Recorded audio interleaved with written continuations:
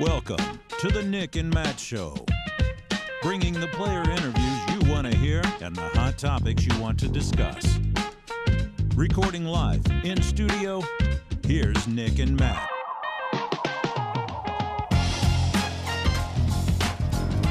What is good, everybody? Ben, what episode number are we on? I forgot to ask you. 158. 158, presented by Cosmic TG. Go check out all your needs at CosmicTG.com.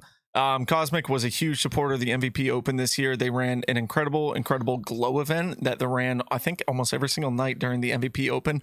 Everyone was saying how spectacular it was.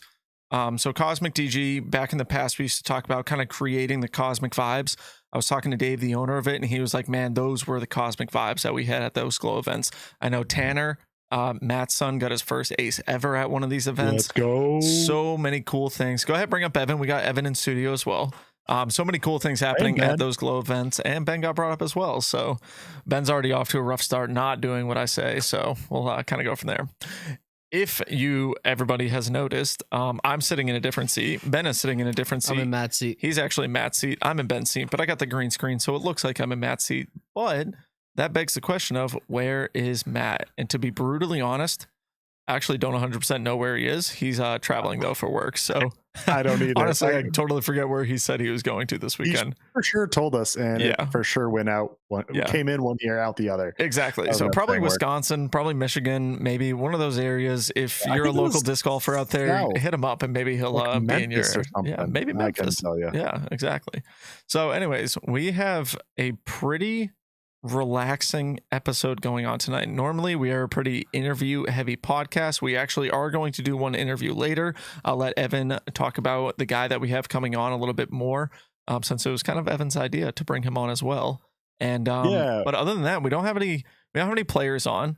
We have a lot of really cool things kind of dealing with one of the players in the off season, but that's going to be talked about later on once kind of the season wraps up. Anyways, so we are actually just going to be a podcast tonight and talk about tons of stuff going on in disc golf right now. I think over the last 2 weeks, there's been an insane amount of things happening.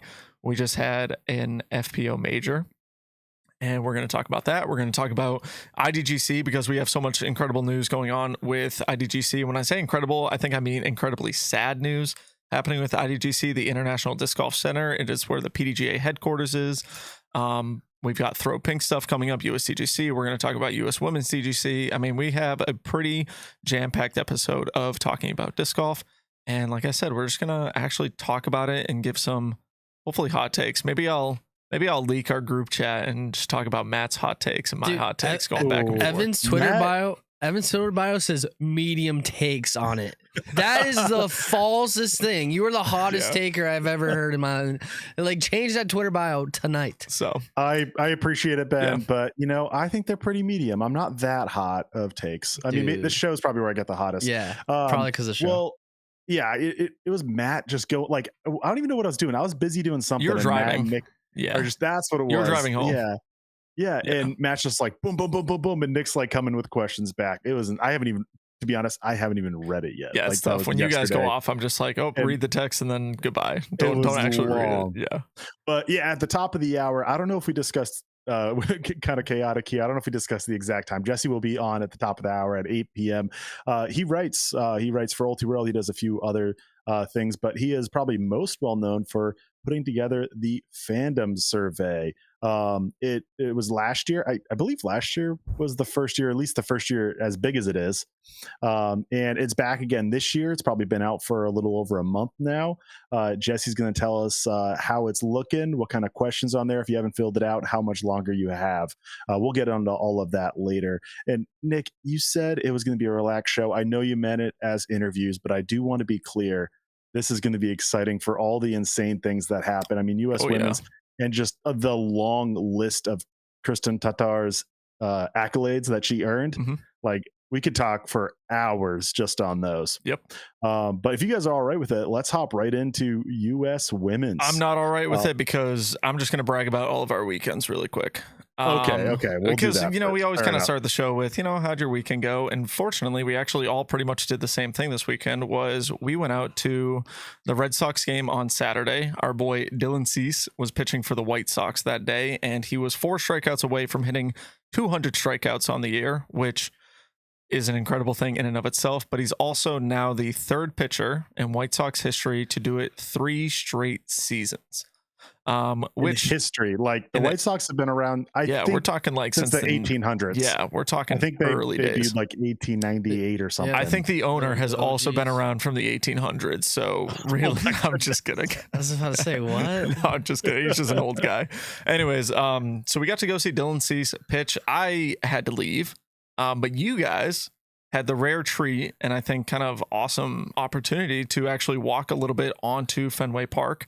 Say hi to Dylan. His brother was there. A couple of the guys, or maybe just one of the guys from the landscaping crew that is helping out Dylan at his Cactus Rock course out in Alabama. So how was that experience? I mean, just being able to get onto the field for a little bit. For me, it was kind of hectic. There's like Fenway employees yelling at other people to get out of the stadium. So I felt a little like weird, and they were like, get off the field, we're doing work here or something. So I didn't really get to experience the full grandeur of the stadium because I was just like feeling rushed and kind of like I didn't know what to do. But yeah, meeting Dylan was cool. Believe it or not, he's like a normal dude, like the rest of everyone. So it wasn't anything a big deal. We got a picture with him. We said thanks and went on our way. And then we talked with Nigel and his brother Alec more than Dylan, because Dylan had probably 20 people on the field to see him. A ton of Dylan's friends were there and family.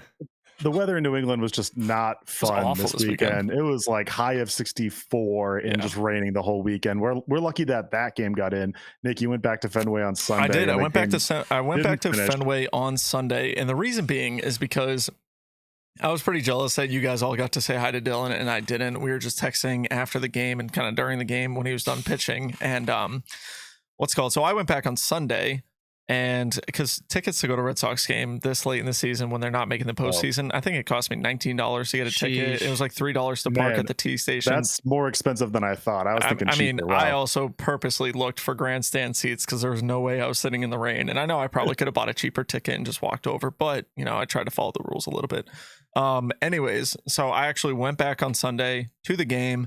White Sox were leading 2-1, and then they actually had a rain delay and ended up calling the game. So Evan just, mentioned earlier, notified me that the White Sox did technically still win that game because they played after a certain inning. Which it was essentially like in disc golf, if you get through 13 holes and then it ends and it's officially a rated round. And I don't know if that's like is that the PDGA threshold or just a rating threshold? I forget exactly. But I got no idea. It's essentially that where the round still counts as normal, even though the game didn't finish. But yeah, so I got to quickly say hi to Dylan, talk for a few minutes just about some other stuff going on in the disc golf world. But Saturday night, I had to ditch.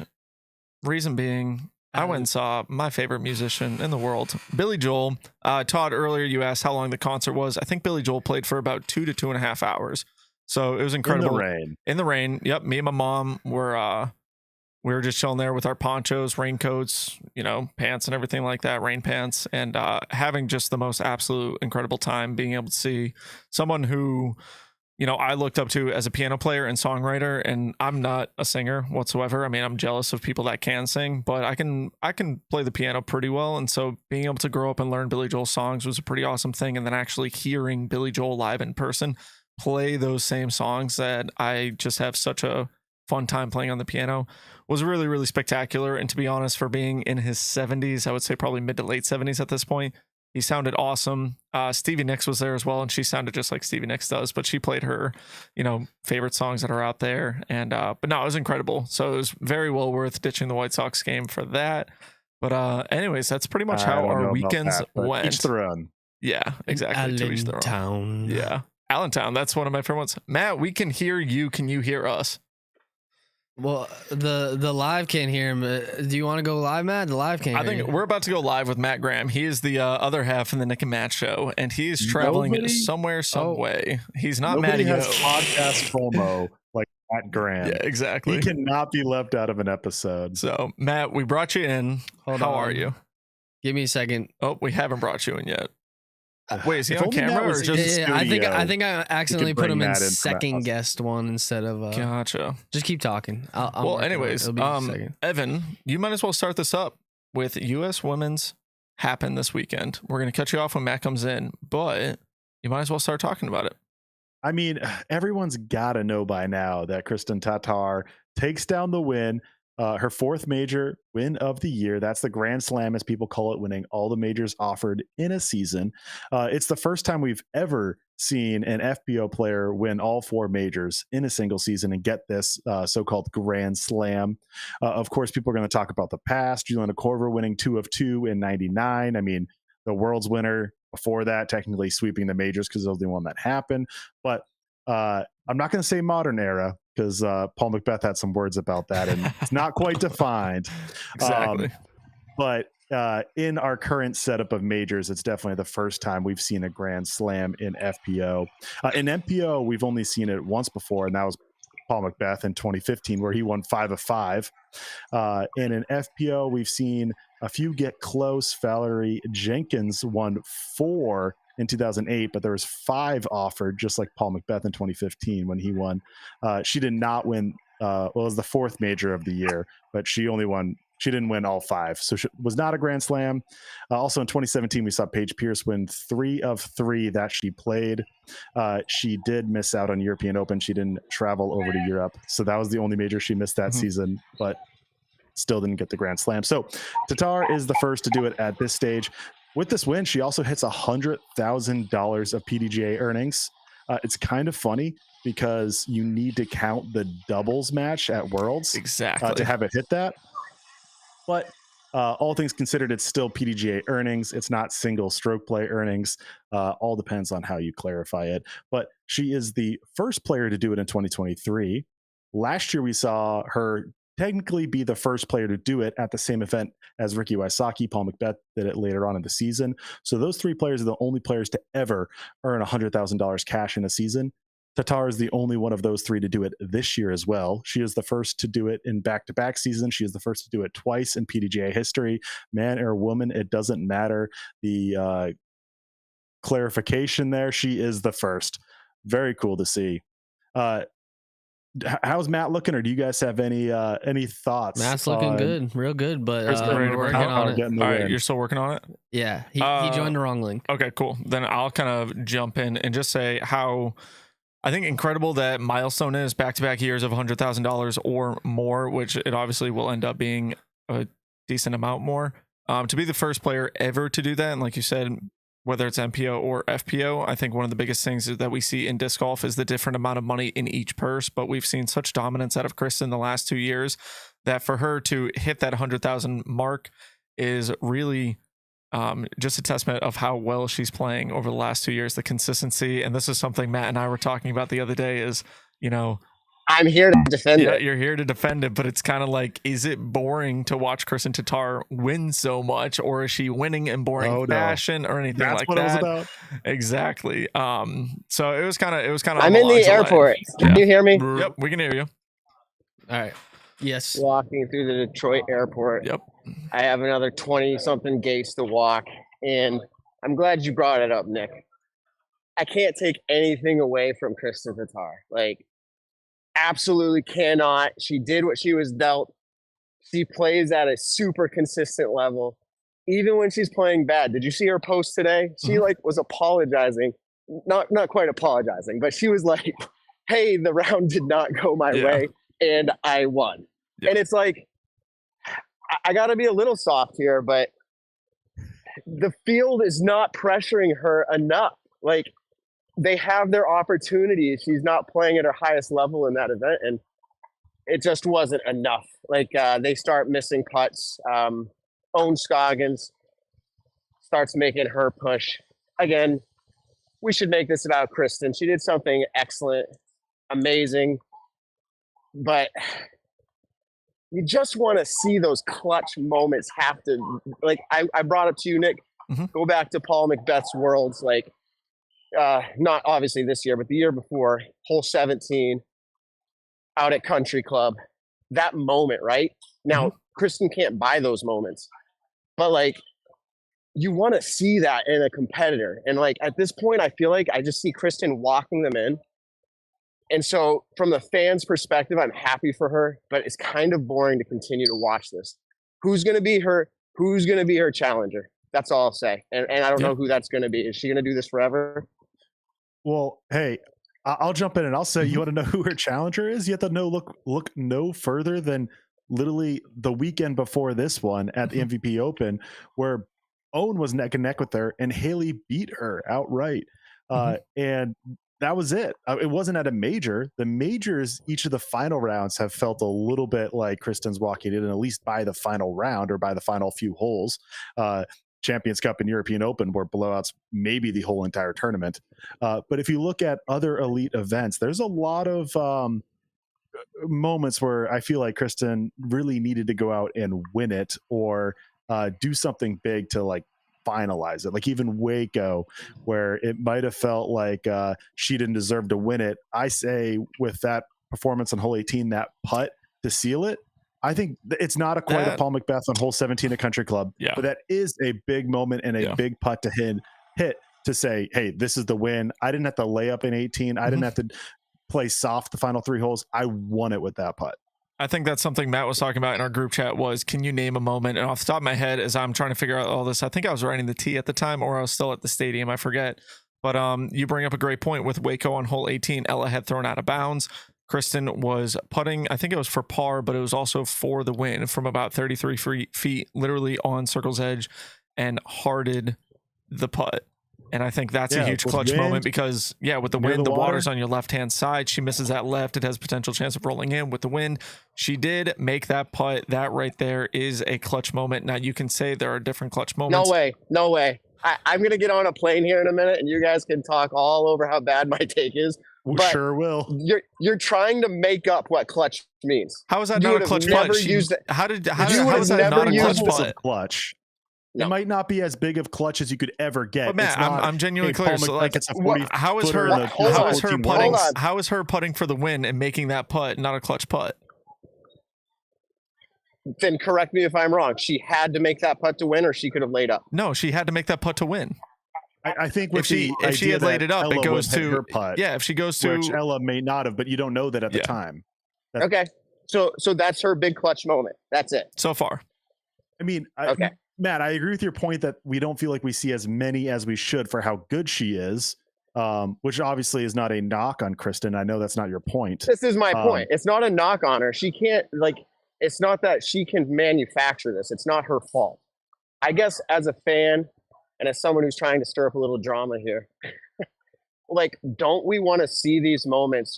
What if she becomes that dominant, where this is just always happening? Which right now we've had a little parody. That's nice. But if it became this way, would you agree? And there are people that are going to disagree with this 100%, that it would be boring. Let's go back to Tom Brady days. Granted, I was a big fan. A lot of people weren't. Even I started getting bored of it. And I text my friends. I'd be like, it's kind of boring. We're always just going to the Super Bowl. And that sounds like a spoiled sports fan. And it absolutely was. But is this you zooming out? Is this you zooming out or the actual golf or football that you're watching? I would very much argue I'm going to go Patriots here. If you watch the actual football of the Patriots during their peak dynasty, that football was not boring. But when you zoom out to the overall emotions to it, the overall feel of the season, if you're just checking scores, it might seem boring. And that might be what's happening with nobody wanted here at US Women's. Yeah. She was missing lines. If you were just checking scores, you're like, oh, this is so boring. Kristen's clearly going to win this. If you were watching, there was doubt for a while, maybe until hole 16. Yes. There was some sense of doubt. I agree with that. And I actually, for a moment, was like, yes, we're actually going to get to see, and this, again, sounds like a hot take, but see what Kristen's made of, because she, in the first 5 holes or whatever it was, she's down or tied. But just to go back to your point, even the sports world was like, come on, send anybody else to the Super Bowl besides the Patriots. And it's not because they didn't think the Patriots deserved it, although that's a storyline. Some of it is we just are sick of it. And now I'm not sick of Kristen yet, but I want to see these people rise up and actually challenge her and make her have to do something extraordinary to win. And that's not hers to decide. I get that. So that's not fair to put that on her. But as a fan, want to see more. Yeah. And I think we were talking about this in the chat, is kind of, swinging both ways with it. But, like Anthony had said, her clutch moments happen early in the tournament. That is actually something that I did say to Matt as well, is like Kristen making a 45-footer to have a 2-stroke swing on a hole. That is technically a clutch moment. That's a big putt for her to make. Now I understand it's not the same kind of clutch moment as her hitting a putt to win a tournament or on 17 of the final round, her to gain a stroke like that. Michael Jordan hitting a shot at the end of the buzzer, Edelman catching an incredible cast, anything like that. I understand that. Excuse me, I meant to say catch. But I mean, it's kind of one of those things where it's like, okay, we see such dominance out of Kristen that when someone like Haley, who's an incredible FPO player, she was the reigning U.S. Women's Disc Golf Championship champion. When we see her win MVP, it's just that much more incredible in a sense because she took down Tatar. I think you can kind of say that with the Patriots season where we were undefeated when it didn't matter and we lost in the one game that it did matter. Everyone was so happy that the Giants won that because it took away from the Patriots having the undefeated 17-0 season. So I mean, there's a ton of storylines that can kind of go along with that. I personally think watching what Kristen is doing, I think is better for the sport right now in the future of the FPO division than what other options there could be. Like her playing so well and so consistent and showing that, hey, like Kristen's made more money than every single MPO player this year so far.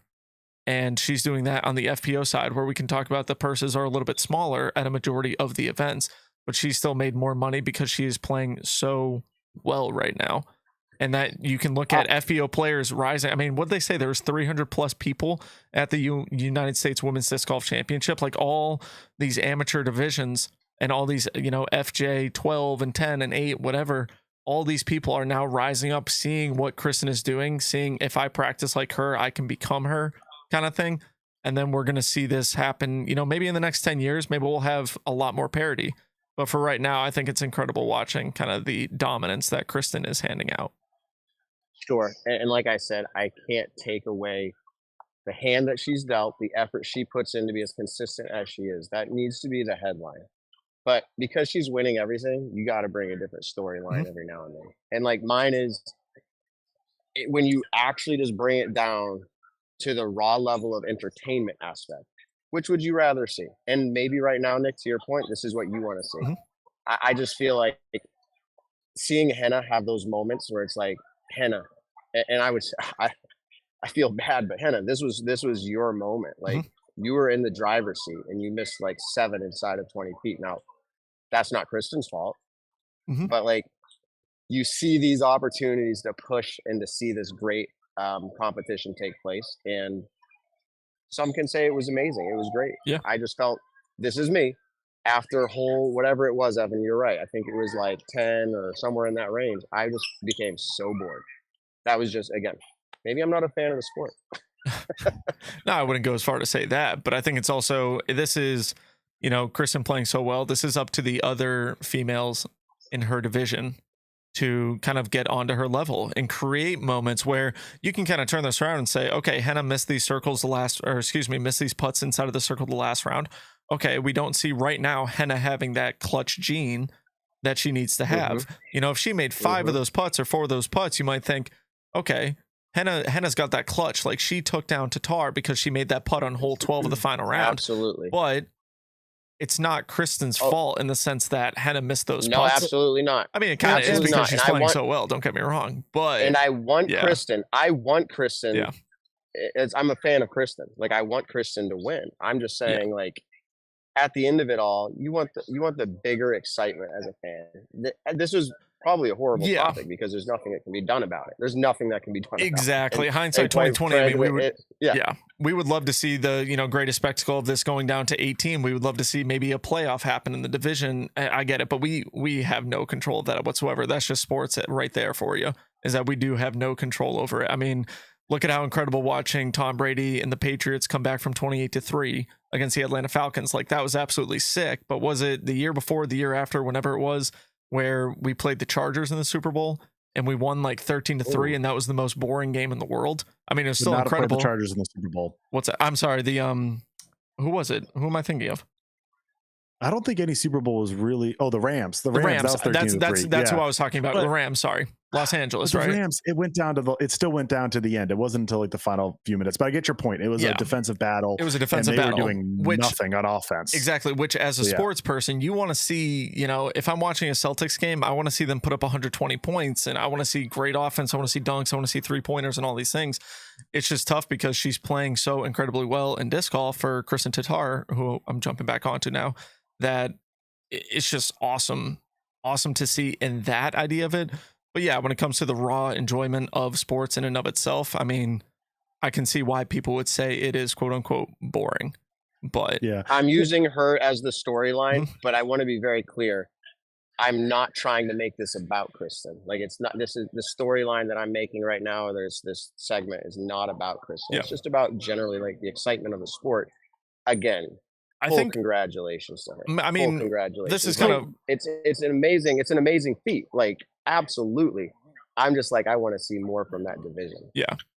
So Matt, were you bored 3 rounds and 17 holes into the tournament? Because that's how long Kristen went without leading, if I'm not mistaken. Maybe not by time, because she was charging through the 3rd round. But I wasn't bored in the first round. By holes, it wasn't until round 3, hole 18, when that round finished, that she had the lead. And then she didn't look back in all round 4. And I can understand round 4, even though there, again, was some doubt. But in round 1 and round 2 and round 3 for maybe the first half, you had, like, was it Henna who was in the driver's seat? Mm-hmm. Was it Henna that was going to take it down? Was it like Evelina who's having a good tournament? Was it Owen who was in the mix? Haley King wasn't too far back, coming off of MVP Open. There were so many people that it was exciting. And it really wasn't until the final round that, like, and even then, it wasn't until the back half. Like, I just disagree with your take so much. I don't think it was boring one bit. I think if you're score watching, that's when it gets boring, and that's it. If you're actually watching the golf, I don't think it was boring for 1 minute until like hole 15 or 16 of the final round here.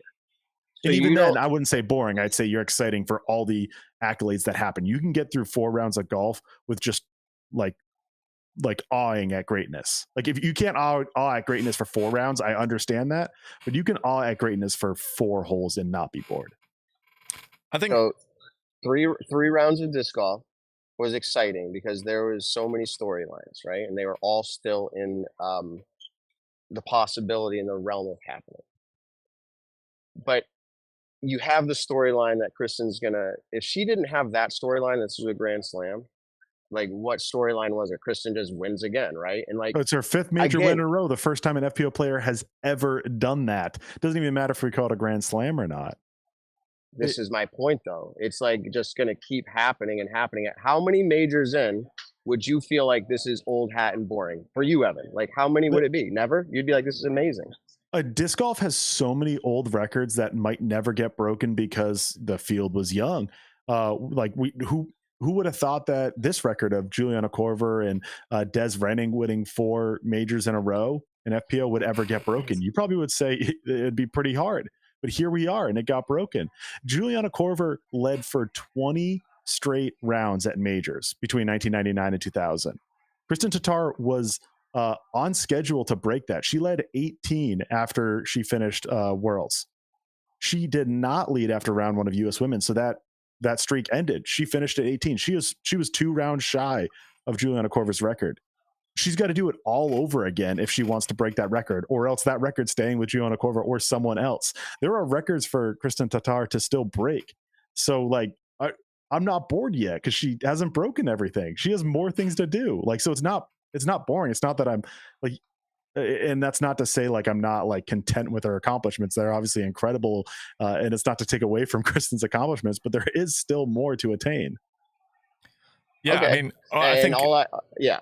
Well, I was going to say one of the things about it, and we're kind of talking about records and accolades and everything like that, is Kristen is now setting records that the future generations now have something to aspire to. I mean, look at back in the day, Ken Climo doing what Ken Climo did. And we still have players to this day, Paul Macbeth, Paige Pierce, trying to hit that major number to get past a Ken Climo. I mean, Paul's always eyed, can I get to 13 world titles or something like that? Like, these are things that are happening so future generations of disc golf. I understand. I think someone had said this in the chat too, where Ed Root says Matt wants a 3-pointer to win the game type moment. And I understand that. And to have that at some tournaments is an incredible thing. James Conrad's shot, incredible thing. Wins during playoffs, big putts, and everything like that are awesome. But at the same time, we are witnessing greatness right now.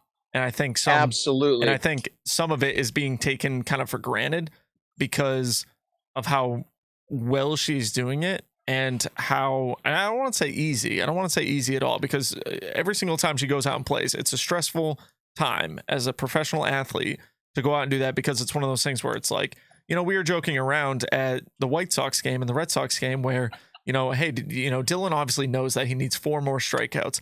And then we went like 2 innings with no strikeouts. We're like, oh, dude, I'm freaking bad luck. Is this even going to happen? But like, so sports in and of itself are stressful. But we are witnessing something so incredible in the sport right now that you can't take that for granted. No, you can't. But I actually, they're calling me for my gate here, so those are my closing thoughts. And some of you are like, "Thank goodness." But when Paul Macbeth was winning every event, or Ricky, at least you had the Ricky or Paul situation. Mm-hmm. But even after a while, you're like, it's always one of them. Like, the rest of the field just must be hopeless. And that's my take on boring. It's not actually boring, to Evan's point, to watch competition unfold and to see some good shots be made. But at the end of the day, when the story is going to keep being that Kristen wins, everybody else comes short. That's all I'm talking about. And I hate to take the moment to say that we can't say congrats to Kristen here, because I'm absolutely saying that. I'm thinking it's a major accomplishment. So kudos to her on that, and congratulations. We'll talk to her maybe about some of this in the off season, Mm-hmm. and ask her to lighten up a little bit and let other people get a little closer, so we can have some excitement, maybe, you know. But anyways, I'm all worked up here. We were worked up yesterday in our group text. It was a good time. Hey, Daniel's on your side, so don't worry about it. You do have 15% of our chat voted your way that they agree with you more than Evan. So, but I got 85. Let's not forget about that. Yeah. All right. Shall we move down the leaderboard? Hey, if I didn't, as I walk onto my plane, if I didn't bring these takes, all we'd be saying every single week is congrats, Kristen, and then it'd be a boring show. So and I'd be totally fine with it. Don't you worry. Yeah. But how boring is that? Look at I know any what you mean. sports talk. You got to bring the controversy. You have to bring it. I know what you mean. Yep. Anyways, I'll get on my plane. You guys have a good show. I won't be watching. I'll be on an airplane. Well, I might be able to join Wi-Fi. Yeah, we'll see. Peace out, everybody. Fly safe. Yeah, watch a good movie. That was did we crazy. find out where he's going? He's in Detroit. He's in Detroit right now. We did not find out. It's probably good that we didn't find out, so no one tries to stalk him for bad takes. North Dakota or something. Yeah. That was one of the better debates I've been a part of that I've seen. Yeah. You guys were both Evan throwing in the stats, dude. The accolades, the Matt accomplishments. Was just wrong, and I'm thankful that 85% of Kristen's name. Well, I will say you took the more popular side, so I took the right side. Well, that's probably why I always say, like, you're entitled to your own wrong opinion. Yeah, I'm just saying, your take was like what probably the general consensus is. That's why. Yeah, again, I don't know what I'm trying to explain, but yeah, that's how debates work. It kind of before we go back onto U.S. Women's Disc Golf, it kind of just all depends on who you are as a sports. I understand Matt coming from the side of, we want a more interesting podcast to talk about these things, and yada yada. I understand that. For me, back in 2015, when I'm watching Paul, and this is before I really even knew Paul, I talked to him once or twice before that. Like, we weren't friends yet or anything like that. But watching Paul's dominance in 2015 was aspiring to say, wow, look at what this guy is doing. He's kicking ass. He's about to win 4th world championship in a row. He won the IDGC for the first time of his career after a horrible loss in 2014. I mean, all these things kind of inspired those people to get into the sport and to become the Gannon Burrs that we have, the Cole Redolans, all these young kids coming up, and the Kyle Kleins, and now winning Elite Series events, winning majors. This kind of dominance shows that, hey, this is actually a thing that I can do. I'm going to go out and do it now. And I think that's great. And this was actually kind of an interesting topic as well, is, Paul actually did have the opportunity in 2014 to achieve the Grand Slam, but ended up losing after, I think, a 4 or 5 hole playoff at USDGC to Will Schustrick. So he almost went back-to-back years of a Grand Slam. But at the same time, you can look at it and say, you know what, maybe that loss in 2014 fueled the fire for 2015 to have the season that he had then. So hopefully this kind of season majority of the FPO Instagram accounts that I do follow are all congratulating Kristen, the Grand Slam. Everyone's talking about it. And I hope that inspires all of those FPO players to go out and look at what she is doing and look at what she is accomplishing. She's making great money playing the sport of disc golf. She's enjoying it. She takes her family out on the road when She's she a girl can. boss. She's kicking ass. And I think that's incredible in and of itself. It really all depends. Daniel said, I guess I wouldn't mind watching Simon win by 10 every week. It would be awesome to watch Simon win by 10 every single week because we are homies with Simon.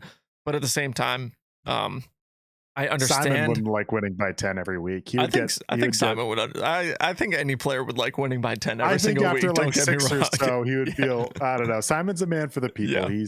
Simon's got a big heart. So Yeah. I say let's move on Let's move a little on. bit. I do We'll want to get say into that it. this was Kristen Tatar's 6th major win. She has now won U.S. Women's twice. It was the first major win she had back in 2019. That was her first major or Elite Series win with all the classifications. That was her first one back when it was in Virginia. Mhm.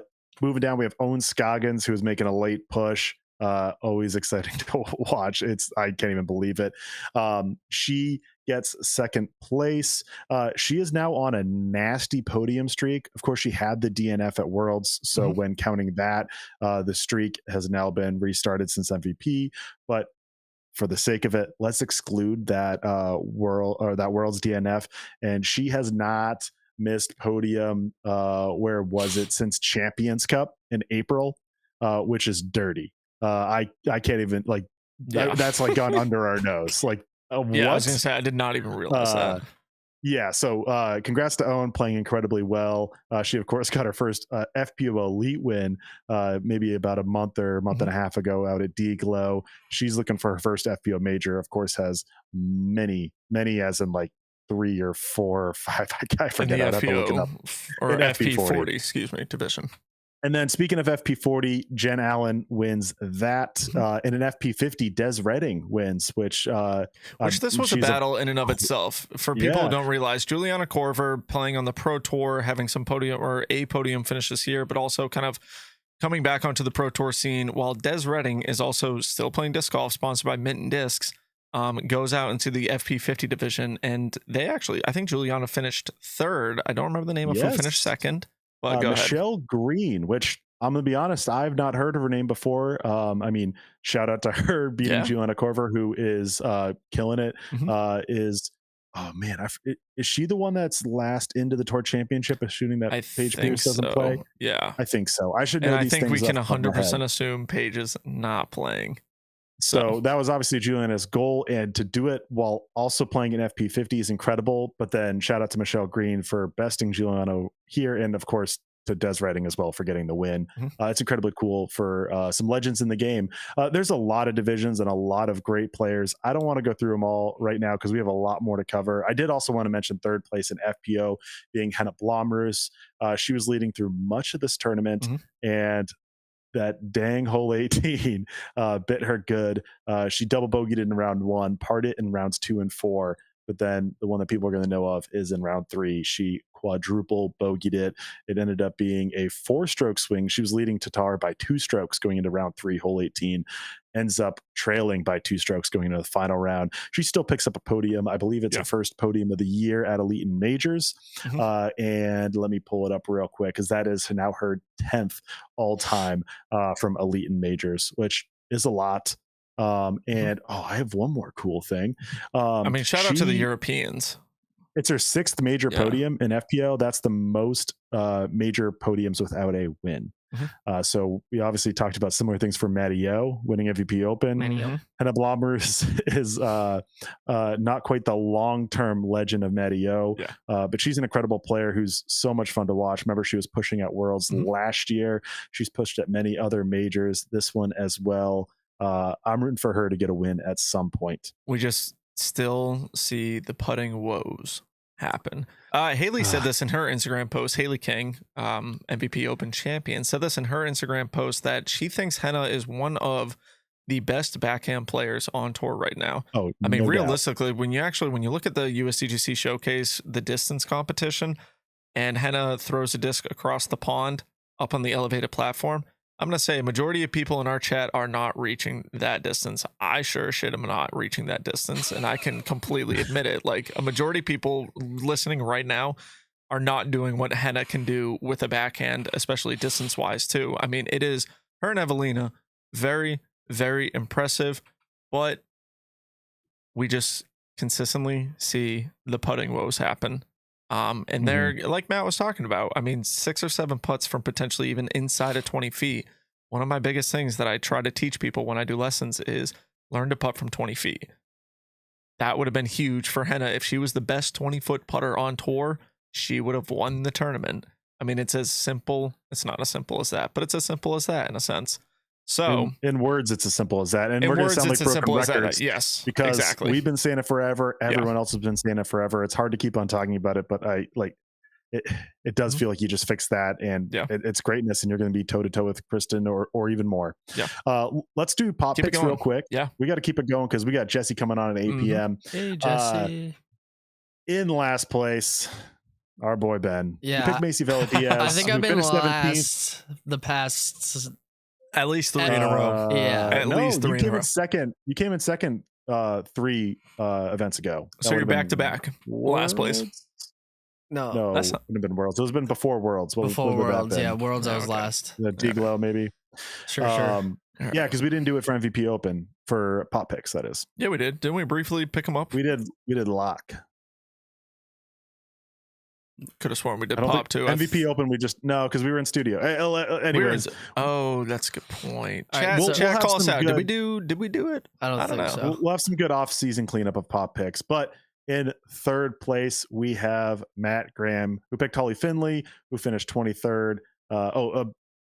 Going back, Ben picked Macy Vela-Diaz, who finished in 17th. Her average is 11th, negative about 6 points. Oh, that was a terrible pick then. Holly Finley. I didn't realize she does so well. She's been averaging 18th. She's having a great season, Ben. She's top 10 in disc golf pro points, if I'm not mistaken. I think number 10, maybe number 9. Well, that's why that's my thinking behind the pop points, because I think like, she had a really good tournament, but it's not good when she's averaging. She's averaging in the 8th to 12th place. Yeah, so that wasn't that was not a good pick. Holly Finley is averaging 18th, so 5 worse than her 23rd finish. And let's hop straight to the winner. Me by a lot, actually. Congrats, Nick. Is this your first dub? Oh, yeah. That's crazy. I was not expecting that. Who finished in 8th place. She is averaging 21st on the season, or just better than that. So about 13 points for you. I come in second. I was only at a single point, or actually 0.9. I picked Allie Smith, who finished 14th. She's averaging 14.9. So congrats, Nick. Big dub. Thank you. Huge dub. Big win for you. Honestly, and this is all shout out to Lucky. I mean, she has really turned it on kind of the back half of the season. For sure. One of my favorite things that I've been watching with FPO this year is Owen Scoggins. I'm going to say that just right off the rip. Owen Scoggins has been so fun to watch this year. And before this year, she wasn't like, oh, she's my favorite player, I'm rooting for every turn. Kristen is still my favorite FPO player, with a ton of the players on Discraft like Valerie and Alexis, Menhano, who I very much enjoy rooting for. But Owen and Lucky, especially the last like 3 to 4 months, or maybe even like 5 to 6 tournaments, have been so fun to root for, because they're gaining their stride. And I mean, look what Owen has done. She went and played one of the longest courses that we have on tour. She didn't birdie a single par 3, and she won the tournament. And what do we know about Owen Scoggins? Not a lot of distance, but insanely good on the green. Just she makes it work. That wobble putt shots works. too. Yeah, keeping it safe. She does a lot of other she things does the same thing over and over and over. She rips on a Halo Destroyer and she puts it within 25 feet and she makes the 25-footer. Oh my God. Yeah. And I'm not blaming you, Nick, but people will like sometimes put Owen in a box and just say she doesn't have a lot of distance and she's a good putter. And those are the two qualities someone can have. Yeah. Meanwhile, Owen is incredibly good with a lot of other facets of her game, as we're talking about. So she might not throw far, but she throws accurate. She's consistent. Accurate, and she is consistent. She knows her game. Yep. She plays smart. I think she's mentally sound too. She's not phased one bit by Kristen. She's excited for Kristen. She's happy if she wins, but she's there. I want to beat. She was like, I want to beat her. Like, I'm sure that's what she's thinking every single time. I think and she knows she can. I think there's something behind like that Matteo /Own mindset where it's just like, kind of like, I'm playing disc golf, let's have some fun. And I think that kind of their mental game, that helps a lot with their consistency and why they're so great. But speaking of Lucky, sorry. Do you think she would be most improved player this year, or is there someone better? Because I think, I mean, she did well at Worlds, and she's been doing really well recently. And I know last year, I don't think she did as well. So what do you think, Evan? I think it's a legitimate case. Last time we brought this up, I mentioned Allie Smith, which was my pop pick. I do like that as well. Is, I think, a bigger front runner, but it's one of those things where, like, I may think one way, but I definitely respect the case for Lucky because she has improved greatly. You could be swayed the other way. Sure. It is one of those things where, are we being, recency Yeah, I guess recency bias, definitely Lucky. Because with how good Worlds was, and then here, that obviously, I mean, it matters a lot doing it at the majors, and we have so many majors at the end of the year, which is a topic for a little bit. But like, I would have to review how she did the rest of the year. It is a good question. Let's I wanted to talk about just the course a little bit. Yeah. We saw this at a new course that we haven't seen at this level of disc golf. It was called the Regulator. This was in North Carolina, but I believe it was more of the Raleigh area. I mean, I'm sure it's not that. I don't know how big or different areas of North Carolina is. I'm sure it's, generally feels the same as Charlotte or other points. But this course, new, they've been working on it for a long time. I heard that it was in the works for over 10 years. This specific layout was specifically designed for FPO and this event, which is very cool to see. And I think it played incredibly well. Looking at just tour card holders, let me pull it up real quick. The amount of birdies to bogeys was incredibly cool to see. One more here. There, throughout the entire event, from tour card holders, there's 638 birdies or under par. That includes eagles. There was 633 over par strokes, so bogeys or worse. And that kind of spread is really cool to see. It was about 22% for both. You're gonna have a lot of pars when you look at all tour card holders, and so we saw a little over 55%.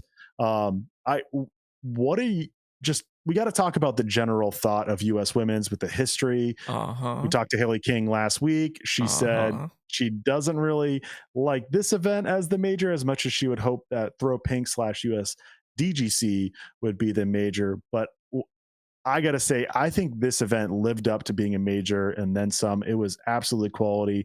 Many of these pros are saying, hey, let's just do U.S. women's here every year.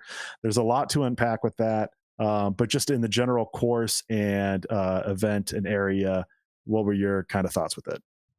I think realistically, I do love the idea of U.S. women's finding a stationary course, wherever that may be. A lot of people, I'm hearing a lot of incredibly good feedback about this course that they had just played. Unfortunately, I wasn't able to watch that much coverage as it was a very busy weekend with, other stuff going on. So unfortunately, I couldn't watch it. So I'm not going to go and speak on the course in and of itself, but I am going to speak on the mindset of kind of players having it. This is something that Haley King had talked about with us and on her, I think, post-round interview or maybe, press conference interview, is that this tournament hasn't always felt like a major. Now, from what I've heard, the last 2 years have been very successful. But one of the things that kind of hurts rotating majors is that it's in a different club every single year. Now, the PDGA does what they can for this tournament, but it's really, a lot of it depends on the club in that area helping out run this tournament. Now, some places are going to be better than other ones. I think that's a huge case in, any of our rotating majors that we have. Look at the European Open, look at what Champions Cup is becoming, and kind of, I know we're going to talk about that a little bit later, but let's take European Open and USCGC. You have these spectacles of majors that have been stationary for so long that they've finally built this just amazing venue, amazing place to go and play. The players love it. The spectators love it. USCGC is not as fun to watch as I think other tournaments are, but that's my own kind of take on that. Ooh. But realistically, US women's should be designated to one area. I do love the idea of it being close to where Throw Pink is being played and USTGC. So take the Carolinas, take Georgia up to Maryland, Pennsylvania maybe, and put it around there to where the travel going out to Throw Pink isn't that big of a deal. My only thing with this is what happens when throw pink becomes a major, or if throw pink will ever become a major. That's a question for a different time, I guess. But what is stopping throw pink right now from becoming a major? And then at that point, okay, does US Women's now happen earlier on in the season and you throw it out to the West Coast? I know, Evan, I think you were kind of talking about this when it comes to rotating majors or like Champions Cup, stuff like that is, you know, we have a lot of East Coast majors. This would create another East Coast. This would create exactly would create another East Coast major. So yes, I do love the idea of US Women's being stationary, just like it is for the MPO division. What is the best option for that? Not 100% sure yet. I guess I'm kind of wondering why isn't throw pink a major yet, but I also think it's kind of tough running. If you want to expand on the FPO field size, it kind of hurts throw pink being a major because now you're also taking away on the MPO side. So both are kind of getting, does that make sense? Like, I'm not trying to be sexist and say like, oh, you're screwing over MPO. Not at all. But I'm just saying like you are potentially taking spots if you're opening up the field more for throw pink. So put US Women's 1 week and then put, you know, throw pink and USCGC the next week. I don't know, but I think that's kind of. I know your intentions are good, Nick, but like think about every other tournament on tour this season. Like besides Worlds with pools, like we deal with that already. Yeah. And I get that it's hard because US Women's, it's cool because of how many women are able to play it. I think the field was over 90 or 90 exactly. Maybe it was 89. Excuse me there, but it was in that ballpark for FPO only. When do we ever see numbers that high outside of Worlds? That's probably it. So I get your point that would be hard to do at Winthrop, at USDGC, and maybe it has to be back-to-back weekends. I don't know how that works, but it's hard to figure that out. I understand. I think it's one of those things where it's like, are we getting to a point in disc golf where for major championships, is it worth having them on separate weekends? Like having the FPO Champions Cup the week prior to the MPO one, so that you can massively increase the FPO field and and Nick, you get me thinking now is like a big topic as of late is like pros being tired, needing more weeks off. Is the season too long? All this stuff. You got me excited because now think about it. If we say, hey, Champions Cup, that's let's say a week off for the women, and then that's 2 weeks off for the men, and then the women get 2 weeks off after, and the men get one, or it goes right after. There's all these ways to do it, so it's not unfair. It's not like, you know, the women are a little bit stretched to end this season because they played MVP, and then boom, they're playing US Women's, and then a week off, then USDGC, where the men have this big long break going into the end of the season. So it is kind of tough to handle with that, but that's a cool idea. I mean, that is a cool idea. I'm not saying completely separate the tours where you have an FPO tour and an MPO tour. I'm not saying that at all. But at the same time, having, you know, a lot of disc golfers, and this is just something that kind of, it is what it is right now. A lot of disc golfers travel together, MPO players and FPO players. A lot of them, either they're, you know, significant others with each other, or there's really close friends, and it works out that way. It's cheaper for everyone if you're traveling kind of in a bigger group. But I think for the longevity of these players, being able to give them a little bit more time off, but still being able to have one of the biggest things about this, and you can look at the Disc Golf Network. We subscribe to the Disc Golf Network. We want to watch disc golf as much as possible. We love it that there's disc golf back to back to back to back weeks. You know, that's incredible for someone who is subscribing to a streaming service. For the players, though, granted, we can look at it and say, oh, they're so fortunate to be able to play disc golf full time, but it's hurting on them. We see more injuries now in the last 2 years than we have, I think, really ever in disc golf. And that's partly because of how stretched out they are through this super long season. A lot of events. Silver Series are worth points. Elite Series, majors, they're all worth points. Winning A tiers is great bonuses from disc manufacturers. So players are going out grinding and not taking care of their body as much as possible, you know, as much as they should be. So now we can kind of get to a point where it's like, okay, hey, we have the Las Vegas Challenge, and it's going to be the last 2 weekends in February. You have the FPO weekend, and you can also allow, now at this point, you can allow more amateur divisions. They could make more money off of this. And then you have the MPO weekend. You can also have MA1, MA2, MA3 playing separate courses. This is all dependent on multiple courses, and we're not going to go down this rabbit hole for too much longer. But I think this is kind of an idea that could be brought up in the next few years, is not necessarily, and this doesn't have to be for every single event, but it could be for majors. You have, the U.S. Women's Disc Golf Championships one weekend, and then right after that, you have the U.S. DGC for the Mixed Pro Open division. So, yeah, I don't know. I think that's Ben, kind you have of any thoughts something. before we have to hit the giveaway before we bring on a Jesse. Yes. So Hit the giveaway. Go I'll ahead. give you your time All now. Thanks, Evan. Evan, I appreciate that. But Ben, we're friends. I'm for you here. no, yeah, might- yeah. They might were fighting. They debate, were fighting before the But show. I'm for you. Well, that's me and people don't realize me and Evan love each other. That's our dynamic. We just love tooling on each other because we're both. You hurt my feelings over the weekend talking about my forehand, but let's move on to some cool giveaways. We're going to move on to a giveaway. And the way we are going to this, we are still in massive and full support of what the Paul Macbeth Foundation is doing. And then also Justin Wren's Foundation, Fight for the Forgotten. We are beyond supportive of what they are doing and just incredibly thankful for them coming onto the podcast, being able to talk about it. If you haven't seen our special episode, it's from a couple weeks ago now. It was on a Wednesday night. We had Paul and Justin both talking about their foundations. And one of the things that we are going to do in partnership with the Paul Macbeth Foundation is we are going to do a giveaway. Now, Ben, when you can, go ahead and throw up the number, and the 8th caller to call this number, we're going to bring you onto the show, and you are going to win a Discraft. I think it's a Roach. It's a bar stamp Roach. That is the first disc that we are giving away. Now, we are doing a giveaway with the Paul Macbeth Foundation. Ben, did you put the link in the YouTube chat? yes. Into the YouTube bio? So if you actually go to donate. Yeah. Yeah. If you actually go onto our YouTube bio, just click the description button to see more, whatever. The link to donate directly to this cause is under there. The first night that we were on and doing all of this, we raised just about $2,000 from you guys, the chat, and 100% of that is being matched up to $15,000. So we have this incredible opportunity to go out and donate. Check the link in our bio, and the 8th caller and the 8th caller to call the phone number at the bottom left of your screen right now is going to win a Discraft bar stamp Roach. So Ben, let us know when we hit 8 callers. Will do. No one's called yet, so you got a good chance if you call. Yeah, you got a good chance. Everyone's waiting to call. Okay, starting to come. All right, here we go. We've got 3 callers. Oh, wow. We've There's got 5 4 in callers. right now. We've got 6 say that. callers. Like, oh, 2 more. Oh Not my 8 God. more. All right. Anyways, I'm checking. I lost my chat. Can you put my chat back up when you get a chance? Yeah, hold on. Well, And then we have Jesse in the green room now. There's a whole lot happening. yes, Ben, you're yes. doing great. All right, cool. Ben, you're doing I gotta awesome. decline some people.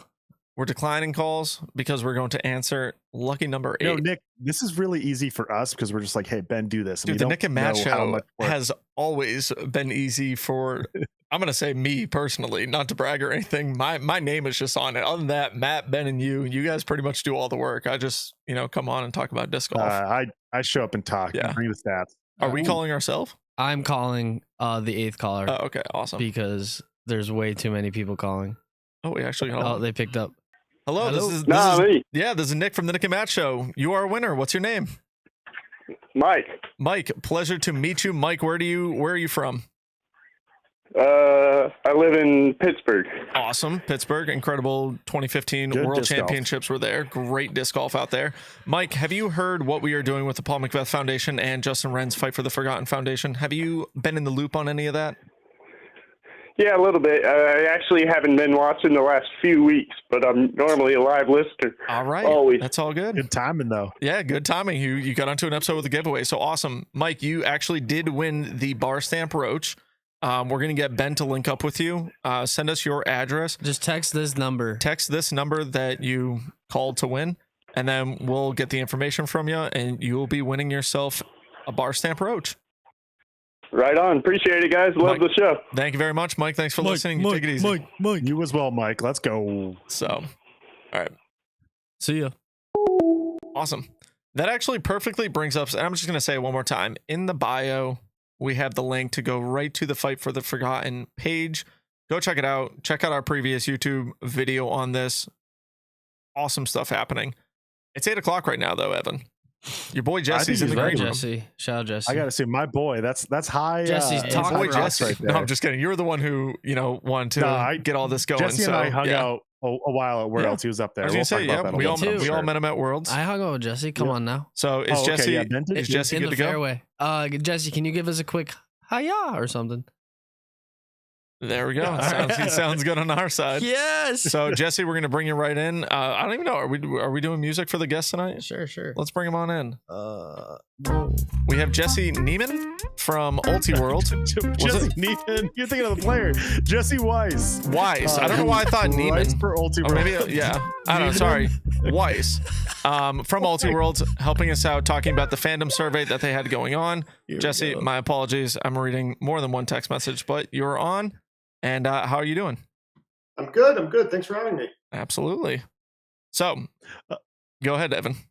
Yeah, I was gonna say, Jesse, we're gonna talk about the fandom survey, but first, tell us a little bit about yourself. What do you do? What do you do in disc golf? Anything outside of disc golf that's cool, so we can get to know you before getting into it. So, for my real job, I'm the executive director of a nonprofit organization. So, I help teachers travel all around the world and then bring those travel experiences back into their classrooms. And for disc golf, I was an ultimate player, so I still play ultimate. Don't really actually play disc golf much, but I became a fan back in 2017 with the Australian Open. It got fed to me in my YouTube feed, and ever since then, I've just been obsessed with the pro sport of disc golf and following that online. Yeah. So tell us about the fandom survey. How you became the man behind it. I was just curious. I mean, like all of the writing that I've done about disc golf has all been things that I'm curious about. I'm not a statistician. I'm not a writer. I mean, I have none of these skills, but I am curious and wanted to know these things and took the time to pursue it. And again, I'm running a tour company for teachers. And in 2020, with the pandemic, I had a lot of spare time on my hands. And so I dove into the question of who are the greatest disc golfers of all time. Not who's the GOAT, because I don't really love that debate, but like who are the top 100 disc golfers of all time? Who are the top 50 women of all time? And so that was my first foray into writing about disc golf. And since then, I've taken on a bunch of mostly data projects, often related to the history of the sport. But now the fandom survey was the same thing: is why do I like the players that I like? That really kind of nagged at me, is why are there players that I root against and players that I root for? And if I looked at the demographics of other fans, would they have similar demographics of me for the people who root for the same players that I root for? If that makes any sense. Mm-hmm. Absolutely. So, do extroverted fans like similar players? Do short people like Paul McBeth more than Ricky Wysocki? All of these things were kind of percolating in my head, and I thought the only way to do this is a survey. And so I worked with Ultiworld and the kind folks at Statmando to get the survey out. Last year we had about a little over 1,500 people take the survey, and this year we're over 2,500 and hoping to get even more survey respondents. So it's a good sample size. Yeah, so over 1,000 survey respondents last year. What were some of the cool things that you and I know I worked on some, but I'll let you recap it. What were some of the cool headlines and data points that you have found from the survey? I think the things that people were most interested in is who are the most popular players. And one of the things we found surprising was that there's kind of two different ways we looked at popularity. We have a fandom score, which is if you give somebody a 10, you're rooting for them as much as possible. And if you give somebody last year's survey was 1, this year's survey is 0, you're rooting against them as much as possible. And we were kind of expecting, Paul McBeth to have one of the highest fandom scores, or Simon Lizotte. It ended up being Kristen Tatar having the highest fandom score. That doesn't mean she's the most popular player in the sport. And I think the article, there's been a bunch of articles and people have kind of misinterpreted what her results were. We also asked people, who's your favorite player? And by far, Simon Lizotte had the most votes of who's your favorite player. And Tatar was somewhere around 4th, after McBeth and a few other players. Yeah, and correct me if I'm wrong. Simon was number 2 in the fandom score, correct? Yes, Yeah. Simon was number 2 in the fandom score. So yeah, you're saying that that's probably the biggest one that people can see and maybe the most fun to fill out because if you just grading players from a 0 to 10 and you can even choose to rate even more to go through it. What were some of the other questions or kind of data points? I don't know the best way to say that word, but I know what you know what I mean. Hopefully the viewers know what I'm meaning as well. What were the other ones outside that you enjoyed or came with cool articles? Well, I mean, one thing that, again, I'm like a little over 5'7", and I was wondering, do shorter people like Macbeth more than Wysocki? And there is no correlation between height and who you root for, which was very disappointing because I thought that was going to be like a really cool stat we'd have. Yeah, we don't have that stat. There's just nothing there. Here, I've got a list here too. Yeah, and so through the survey, you say what your height is. And then we compare that with the fandom score of each respondents of Ricky Wysocki, Paul Macbeth, or anyone else for other things. Yeah, and we don't have that we didn't bother with height this year because we got everything we were going to get out of height. Mm-hmm. And so this year we've got a lot of different questions, new theories to explore. Like one other idea I had was that people who watch live coverage are going to dislike Gannon Buhr and Nico LaCastro more than fans who watch edited footage. Because the idea is, Burr's sped up a lot, but in last year, especially, he was very slow, as was Nico with how they play. And my thought was people who are sitting there watching live coverage, waiting for them to putt, would dislike them more than fans who watch edited footage. And on the survey, we asked people, do you prefer live or do you prefer post? We asked people whether they're DGN subscribers. And so we were able to take people who are live fans and compare them to people who are post fans. And we found actually that live fans liked Nico LaCastro more than post fans, which was, again, counterintuitive. Yeah. And we have some theories on why that might be the case. Yeah, my guess goes to maybe they're bigger fans of disc golf or historical fans, and they remember when Nico was maybe the best player in the world through the early 2010s or so. That's very cool. So you mentioned this year's survey having new questions, doesn't have height, but it does have other ones. What are some of the new questions that if people filled out last year's survey but haven't filled out this year's survey that they can expect? We've got 2 whole new sections. So we've got one section on manufacturers that we didn't have last time. So you can rate the manufacturers. What do you think of Innova? What do you think of Discraft? What do you think of MVP? Going down there. And that's something that is going to be very useful to track from year to year. So we can see, I wish we had Prodigy's numbers from last year. And then maybe we could see what the fallout is from the Gannon Buhr contract dispute, for example. Or we can look at like Lone Star last year. They were popular and they were this upcoming manufacturer, and then they've had some bad news. Some things that might have upset some fans in the past year. And it would be great to be able to compare that. So we do have manufacturers. We do also ask questions like, have you bought a signature or Tour Series disc from which of the players have you bought Tour Series or Signature Series discs within the last 12 months? And that was really revealing. And I think that stat's people are going to find that really interesting, especially if we talk about Simon Lizotte and his switch over to MVP. Just how many discs is he selling? Now, we don't know how many discs he's selling, but we know what percentage of our survey takers have bought his discs, as well as the other players down the line. Yeah, my hunch says he might be the top of that one, whether or not he's the top of the fandom score and to targets that they're obviously both near the top for selling discs, but I would pick Simon.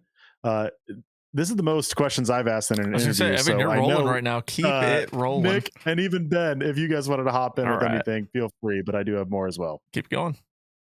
All right. Well, I guess I kind of was in the middle of it. I wanted to go a little bit more on this year's new survey. Over 2.5 times as many survey respondents so far. I don't know if you've looked into the data yet or while it's still open. Has there been any drastic changes that you've seen that maybe will come out in an article, but if we can get a sneak peek that you have seen from last year compared to this year in responses? I haven't really dug into the data yet. I kind of glanced at it a little bit. There wasn't anything that really jumped out. One thing that's also new, another section, is that we also are looking closer at the media. So we're asking people to rate DGN commentators and Jomez commentators. One thing that I hope we can deal with is, there's a lot of, when I'm designing the survey, and I'm getting a lot of feedback from Ultiworld subscribers, from the Discord, and also from Statmando people. So, I don't come up with all these questions myself. But one thing I'm always looking for is, what am I seeing on Facebook, on Reddit? Like, what are the posts that people are putting out, especially the stupid posts, which have absolutely no data backing at all. These are people's gut reactions. And sometimes things filled with vitriol, like, how people react to certain commentators. And I think it's much better to look at, get some stats behind that. And, you take thousands of disc golf fans and ask them on a 0 to 10 scale, what do you think of these commentators? And that way we can actually look at numbers and we can actually see who do fans like. And we could even look at who do specifically DGN subscribers, who do DGN subscribers like? And we can even drill down to that. What about FPO fans who are DGN subscribers? Who do they like? So we can get a better sense of which are the commentators that are more successful right now. Mm-hmm. Yeah, I was excited about it last year. You're getting me too giddy about this. There's so much cool stuff to get from it. Let's see if I'm kind of blanking here. I had a few more lined up, so I'm sorry, Nick. If you want to jump in, feel free. How many? Well, okay, I'll jump in while you're kind of gathering your thoughts. Do you have a pretty good idea of what your number is this year, or what your number has, or what your number will be versus what your number was last year on how many people are participating in this survey? Yeah, we had 1,502 last year. Okay. And this year we're already over 2,500. And my hope is with, this final push here to promote the survey, we can get over 3,000, because we have plenty of survey data right now. So we've got the information we need, but what would be great is the reason why I want to promote it more and get more respondents.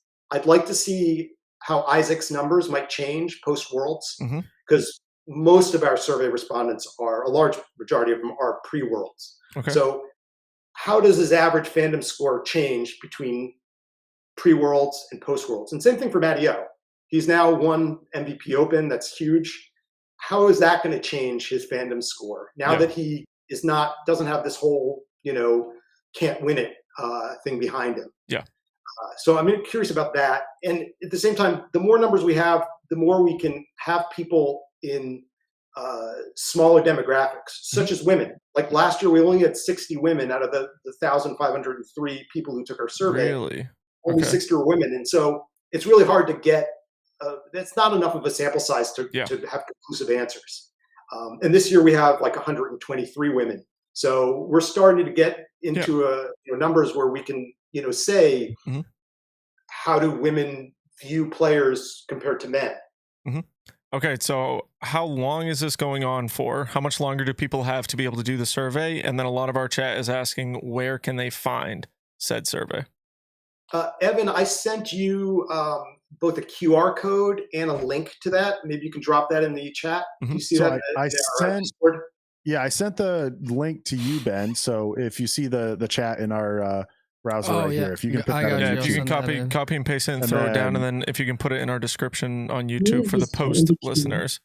But yeah, let me send this QR code to Ben too. I don't know, Ben, if you can put it up, but I'll at least bother. You got the QR code? So everybody in chat listening right now, I know, Todd, you were asking about it. We are going to post the link in our chat. Code up. You can put the link though, right? Yeah. We have the link in the chat right now for the survey. So go ahead when you have a chance to do it there, and then we'll also put it in our YouTube description box for the post audio. Actually, send it over. Maybe I can work magic. And I sent the QR code. That's where you'll be able to find it. So, awesome. I definitely fill that out. I would like to see that be well above 3,000 responses. That'd be really cool to see, and of course, grow each year.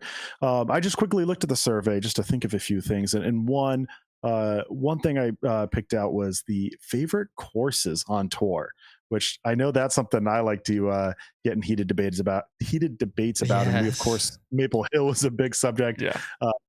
Is that the number one course? Is your favorite? So seeing responses to that will be really cool. And then also there are a few questions about you as a player. Do you play? Are you a member of the PDGA? Do you play in PDGA tournaments? What division do you play? If so, of course, there's a lot to match up with that as well. If most MPO players are throwing like Innova and Discraft, while amateurs are throwing MVP and Prodigy. Like I'm just throwing things out, but if it lines up in that way at all, that stuff gets exciting and is pretty valuable to manufacturers and organizations and companies. Good stuff there. Nick, do you have anything else about the survey? I do want to get to a few other things about Jesse. Oh, I think Jesse, in your opinion, what is your favorite thing on the survey? Kind of like, what is your favorite question where you're like, yeah, that's the one that I'm looking forward to the most? And I think you kind of talked about a little bit, with the height differences and everything like that. But if there's another thing, what else on the survey kind of pops out at you the most? I don't think there's anything in particular that jumps out to me for this survey. I mean, I'm really curious about the DGN commentators. I don't know if my survey is going to make any difference in terms of who gets to cover more of the Elite Series events, but I do hope that what the fans think gets taken into account. I mean, all of these commentators are working really hard, and they've done a lot for disc golf. But at the same time, it would be good if what the fans think is taken into account when assignments are given. Yep. Nope, I like to think on the bright side too, and hopefully it's not firing someone over this. I don't think that's going to be the case, but it's, hey, like this is the best, commentator. This is our best duo, or So I think that can mean a lot and definitely be exciting for people. So Jesse, I mean, you said yourself at the start of this that you're not a writer. Just real quick, just the QR code is just mention that if you can. Let our listeners know. If you're watching on video, if you look at Ben's face currently, you can see the QR code. Well, if you're listening on Spotify is what I meant. Go head over to the video and you can see the QR code if you want to do it that way. Anyways, sorry, go ahead. Great addition, Ben. But no, that is good. Thank you. Because I didn't know how to say it and you did. So, but Jesse, you say you're not a writer, but I do want to say you do write some great articles. You do a good job, even if you're not quite saying you are a writer. You write plenty of other articles. Is there any ones you want to highlight or any ones in the works that you want to kind of give a sneak peek at? I mean, I'd say the most important thing I worked on, I think, was trying to figure out the greatest disc golfers of all time. Because before I did that project, I Googled top 10 disc golfers of all time, and there was nothing online. And maybe there was like somebody's rant on on Reddit or on Facebook, but nobody had actually tried to create a statistical ranking of players, not just based on major wins. And so that was a project where I really dove in deep. And it's a little outdated now. I did that in 2020 and I updated in 2021. But I've got an update for that I'm hoping that we'll release at some point soon.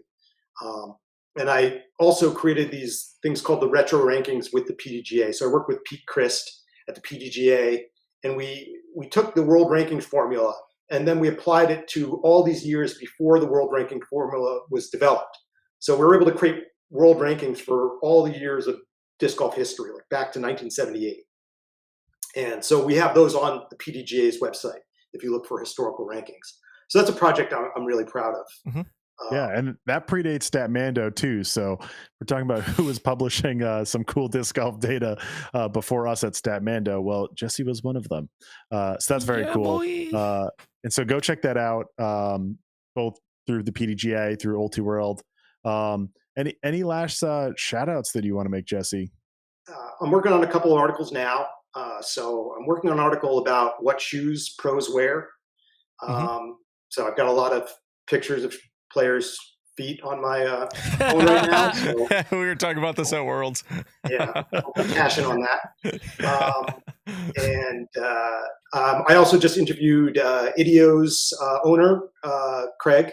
So I've got that interview. I'm also doing a behind the scenes with Gatekeeper Media, kind of what goes into making post-produced video. What's Very cool. What does that look like behind the scenes, and what's the business model like? Mm-hmm.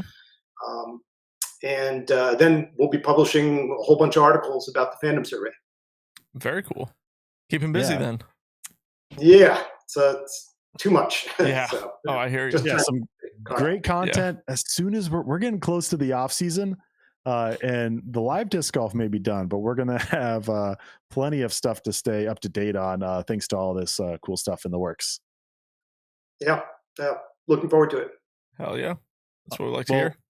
Appreciate you coming on, Jesse. Thanks for joining the Nick and Matt show and sharing all the cool stuff. Thanks for having me, and I appreciate you promoting the survey. That really helps, and will get us better data. One more time, chat. We have it in the live chat right now, and if you scroll back a little bit, you'll see the QR code under. It's on my face. Oh, there you again. go. It's on Ben's face right now. Once again, so check it out for all you post audio listeners. Jesse, once again, thank you so much for coming on the show. I'm very excited. Maybe we'll maybe the Nick and Matt show will take. I'm sure Evan's already done the survey. I haven't yet, but maybe Ben and I will take it at the same time for sure. Yeah, very fun. Rating players is tough because I try to not have favorites. So doing one, a 10 or an 8 or a 7, it's so hard. It's so hard. But hopefully others have a little bit less, they're not working in data and publishing stats and all that stuff. It's easier when you're not doing that. So I'm sure everyone else should have a lot more enjoyment than I did filling that out. Jesse, thank you so much once again. And we'll talk to you very soon. Looking forward to seeing the articles. Thanks again. Bye. Peace. All right. See you around, Jesse. Thank you. So just another awesome thing to do in the disc golf world. Like I said, check out the link that we posted in the chat. Ben, if you still have it, copy and paste it, post it again. And then we have the QR code that'll randomly pop up here and there for all you post audio listeners. Check it out. I'm probably going to do it tonight and just see what it's all about. And I'll probably rate people on their height. 10, Simon Lazat 10, and then 5 everyone else. 10. Everyone else is a 1. 10, everyone else is a 1. No, I'm just kidding. I do have a lot of favorite players. I know we talk about Paul a lot. Paul's one of my best friends of all time at this point. And but I do have a lot of incredible players that I'm rooting for. If I'm not if Paul's not at a tournament, I'm rooting for Simon. If for some reason Simon's not at that tournament or not in contention to win it, there's a lot of other players that I do love rooting for.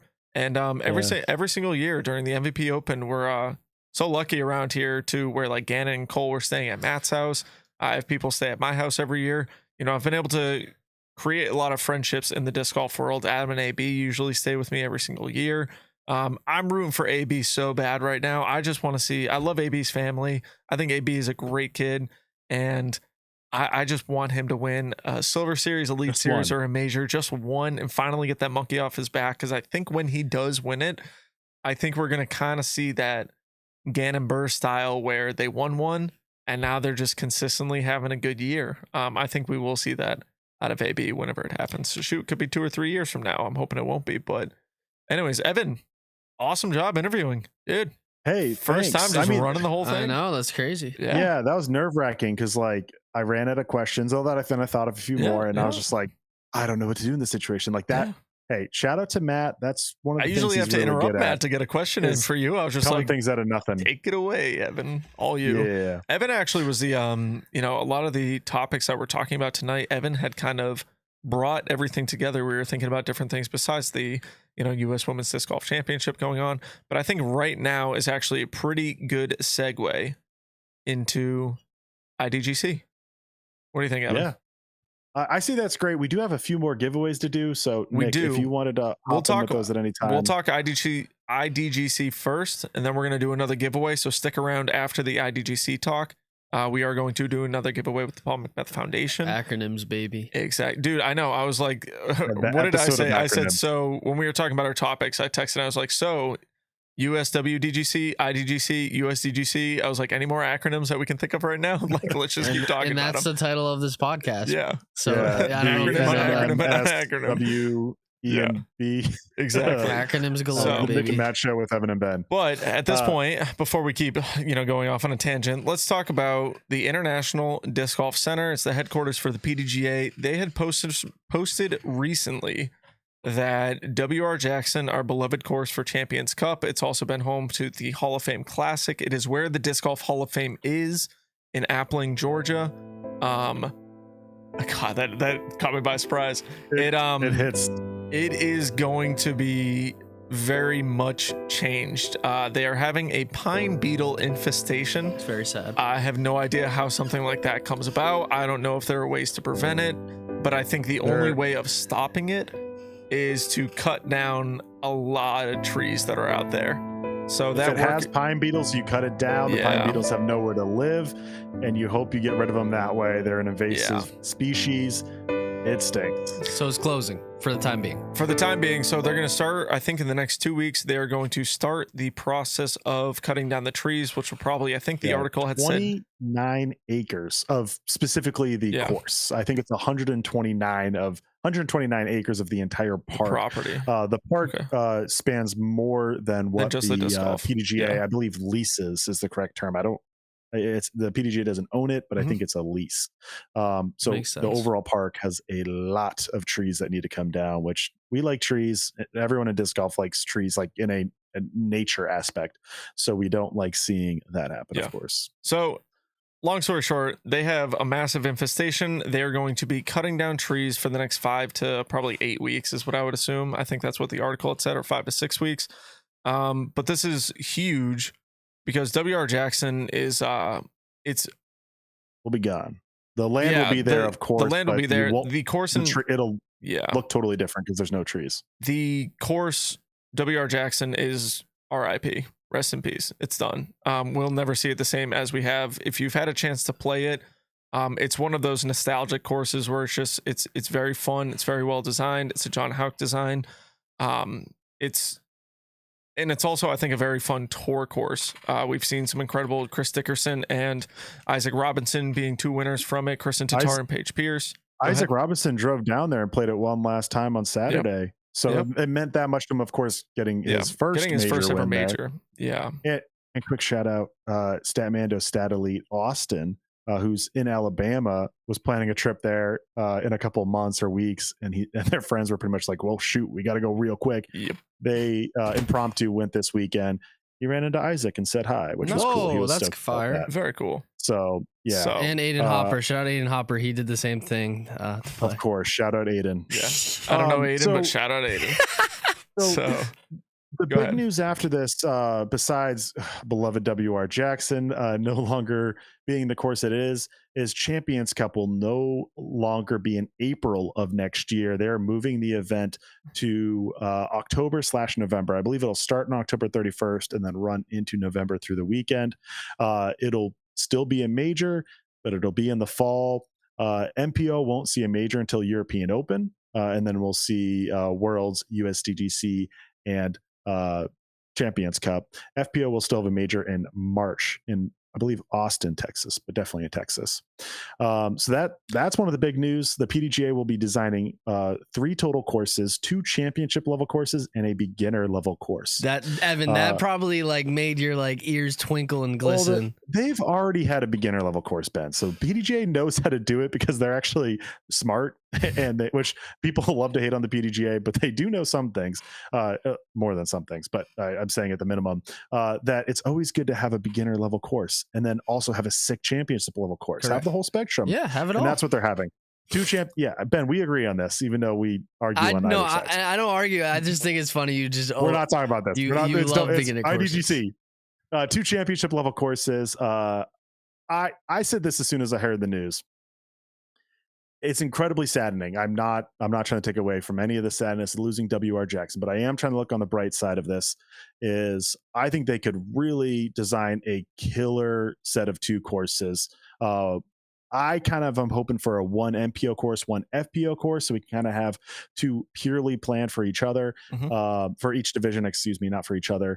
There also is the chance of having 2 different courses for both MPO and FPO. I mean, both can work well. I do have my favorite, but I do think that they can have a fresh slate game is advancing so much. We now have spectators showing up. Think about how hard it is to get fans in the woods. With a fresh slate, they can now design a layout with maybe bleachers in mind. Hey, this is a nice clearing in the woods. This would be a good spot for a bleacher. Let's also figure out a good way to have this hole here. I've also been saying for a while, the lake is beautiful. I know there was it the Warner course? Steady I forget Ed. which one. Steady Ed plays near the lake. Was near the water. If you watch like 2018 Hall of Fame Classic, what was the one with Jeff Brick playing with the rest of the touring pros? I think might have been Macbeth on that too. Just look up the Hall of Fame Classic and see some of the years that they're playing. I think They it did would have play been the way Steady before Ed that course. too. It was obviously like too easy for today's MPO game, but the water holes are so cool and so scenic that I'm hoping that they can somehow, with this new layout, bring in the water holes. And Champions Cup, as phenomenal as WR Jackson, as phenomenal as it was missing like a classic, like a good water hole. A good water hole. Like what's the most scenic hole in a course? Like you say, this is the signature. Why am I blanking on signature? Thank you. My goodness. I got you, Evan. We're homies. You, I got you.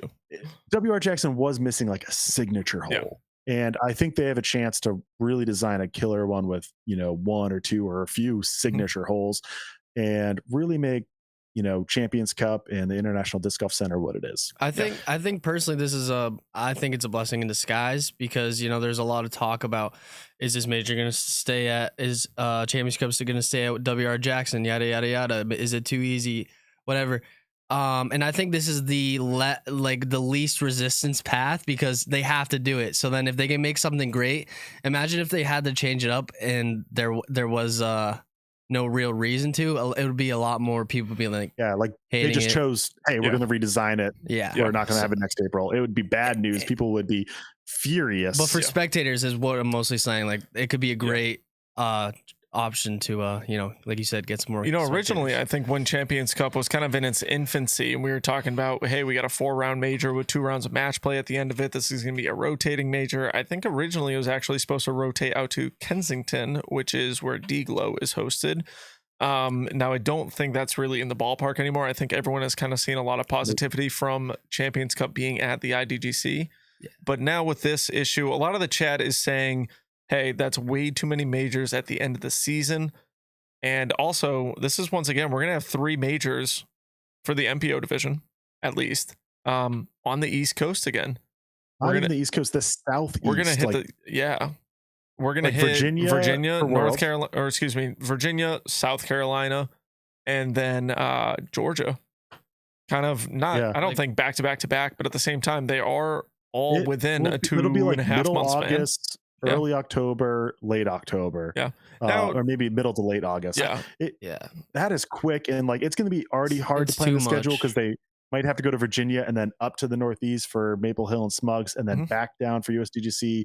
Maybe they go those first and then Worlds, and then have a longer gap. I don't know what they'll do yet. It will be a little awkward. Now I know, and I do think 3 MPO majors in the Southeast is too much. I have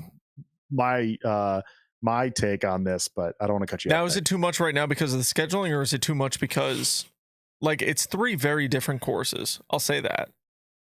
It's actually, I mean, technically looking at it, it's 4 different courses, and they're all actual.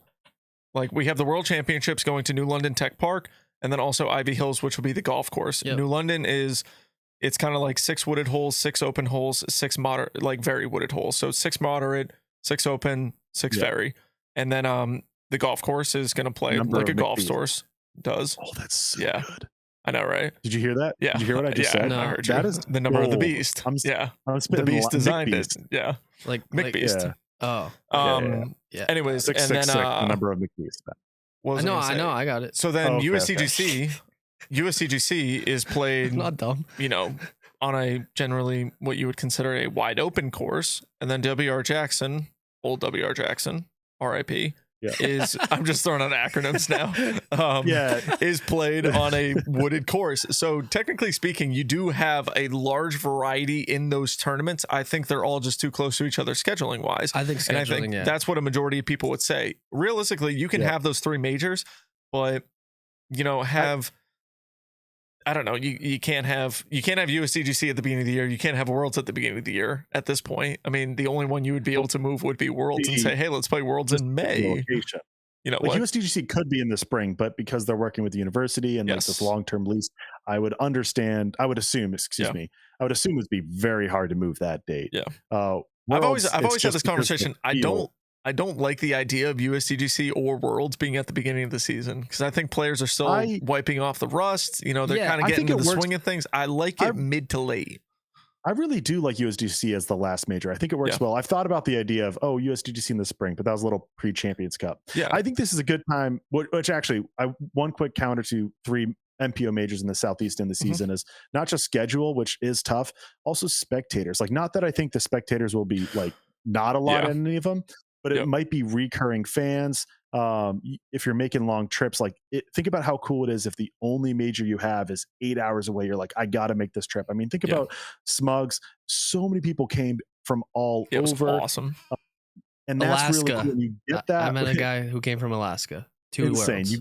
You get that because, one, Smugs is a great venue, places to stay, absolutely beautiful, but also being kind of a specialty in its region. If there was a major at Maple Hill 2 weeks later, like, it's not going to be that well attended. Steve Dodge even was curious at the numbers. He thinks it might be a little bit weaker than the MVP Open's trajectory of fans because Worlds took away some, which isn't a bad thing, but it just happens. That makes sense. That brings me into my take. I have a take after you. Great. The last time we had an MPO major on the West Coast, if I'm not mistaken, was 2014 Worlds. Oh, no. Oregon. Yeah, which we had U.S. Women's in California in 2021. Of course, lots of thoughts about that. Players, and I don't know how well attended it was. It was just post-COVID. Who knows if it would have got as many fans.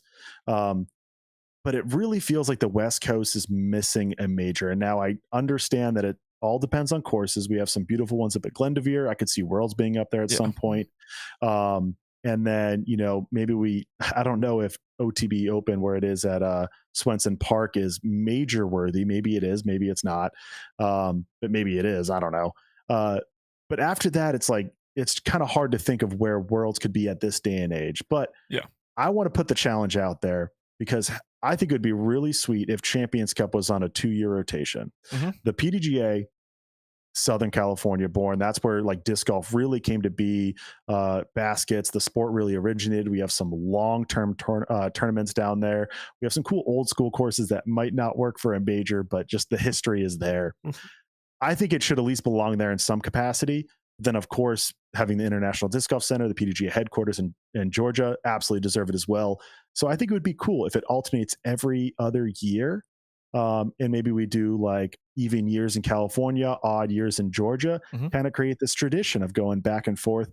I think it would make it really, really interesting. And what you get with that is you're kind of starting to introduce this, like, hey, this tournament's not here every single year.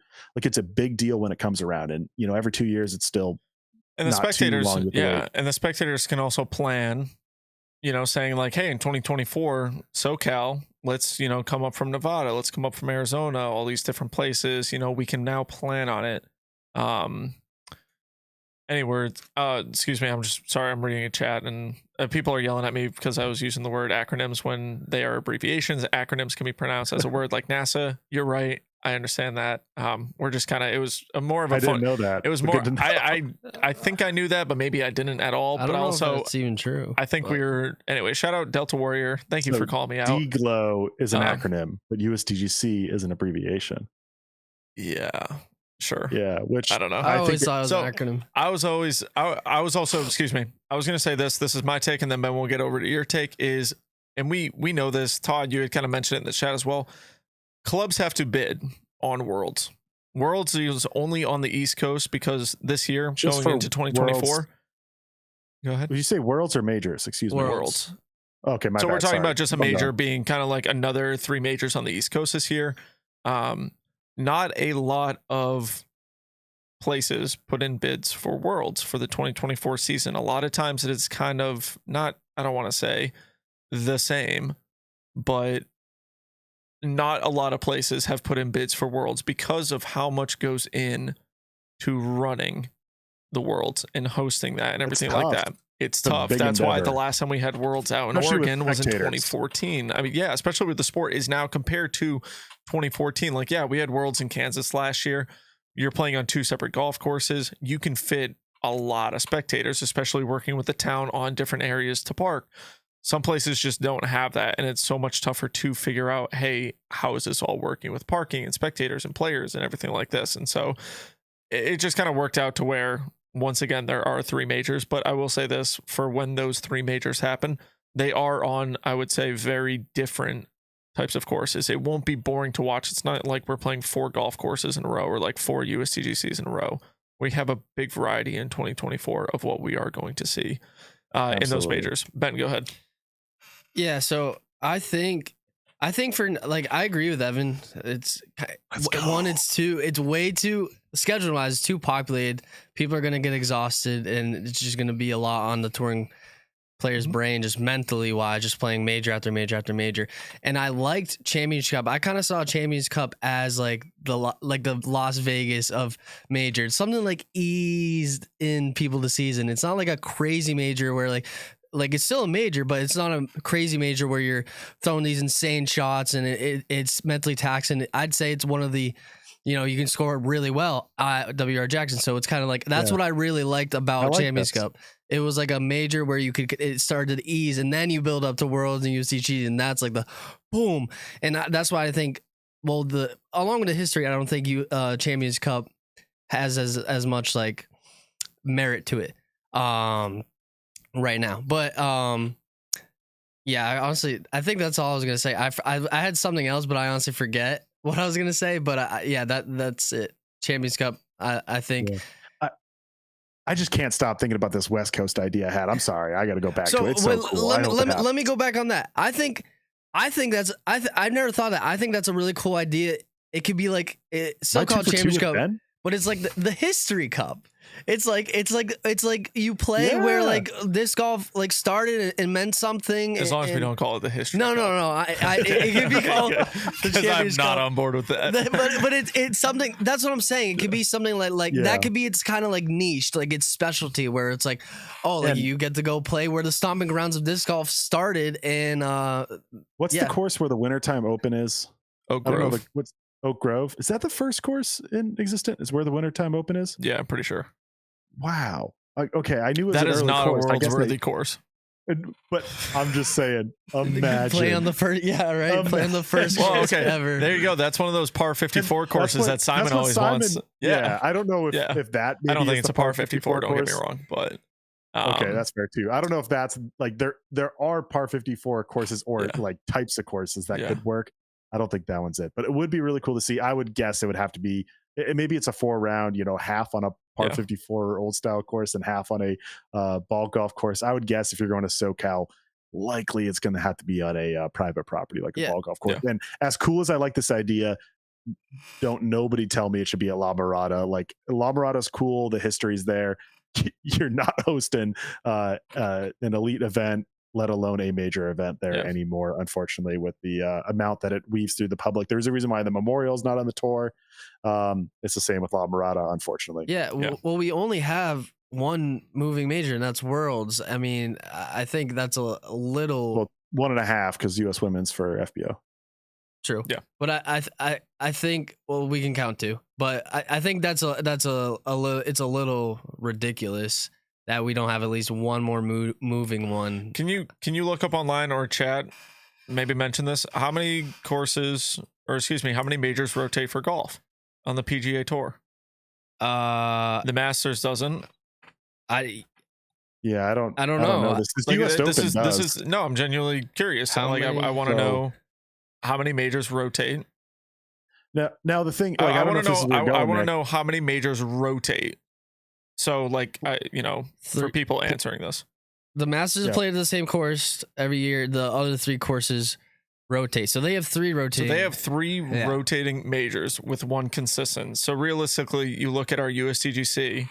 That's our consistent every single year. It's like that's our Masters. You win a ring, they win a jacket. Yes. That's our Masters. Okay, let's just say that. Now, Champions Cup, Worlds, and European Open. should all technically be moving. European Open should be played at a different European, let's say, country, and different courses and everything like that every single year. Yeah. Champions Cup moving around every single year. And with this, Nick, is like I understand like what a lot of pros say is they don't like rotating majors because there's a little bit more inconsistency in disc golf because, like we talked about clubs earlier, it's a lot to run a major. You can easily have a not well run major if you have to rotate it all the time. I think we can kind of come to a happy medium here, which, not that I'm going back to my east-west rotating major idea, but you can have like a set closed course of rotating majors, if that makes sense. As in you have, if it's every 2 years, if it's every 5 years.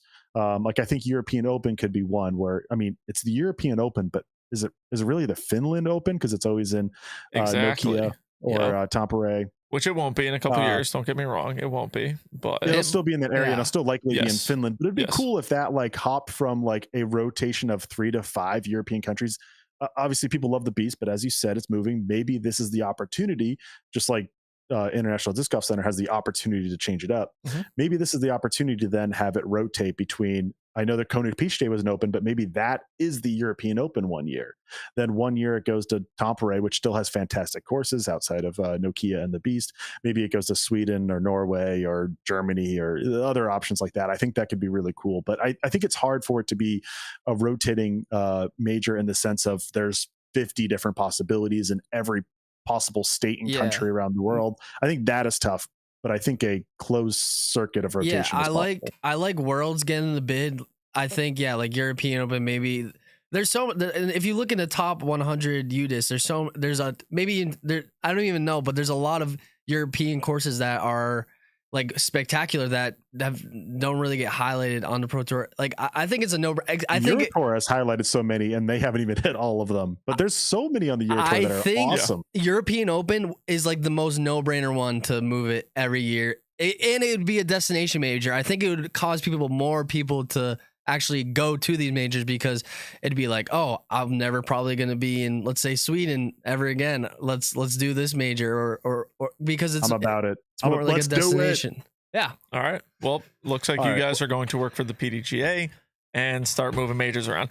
No, realistically though, I mean, if we're talking about they are PDGA majors, this is something where for the PDGA, I get it. A club bids on Worlds and everything like that.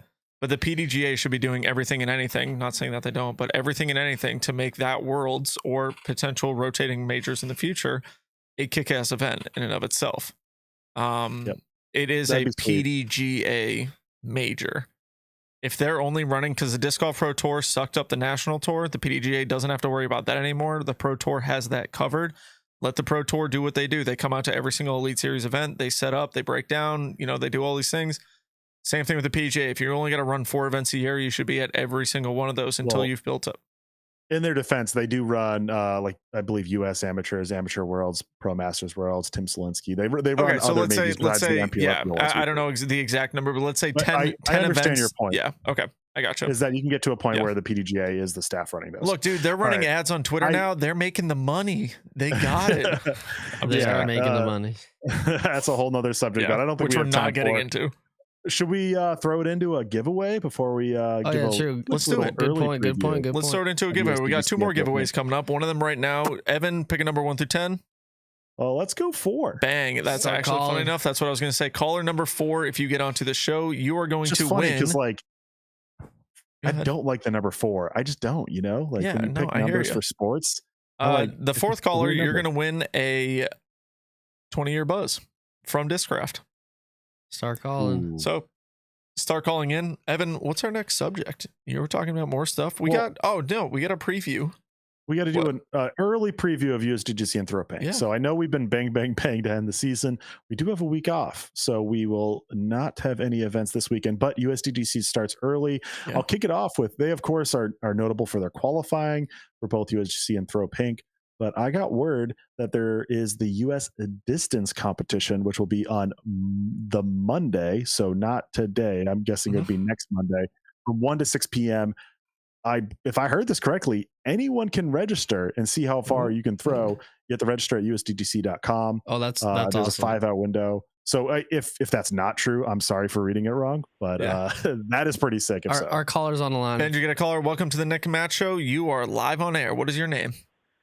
Hi there. My name is McDaniel. McDaniel, congratulations. You are the fourth caller, and you are going to win a 20-year stamped Buzz. Are you excited? Thrilling. Awesome. Yeah. He's thrilled. Great. McDaniel, where are you from? Minneapolis. How long have you been listening to the show? About a year. Nice. Have you heard what we are doing with the Paul Macbeth Foundation and the Fight for the Forgotten Foundation? I absolutely have. Awesome. Incredible stuff going on there. McDaniel, thank you so much for calling into the show, and congratulations. Are there any questions you want to ask Ben or Evan?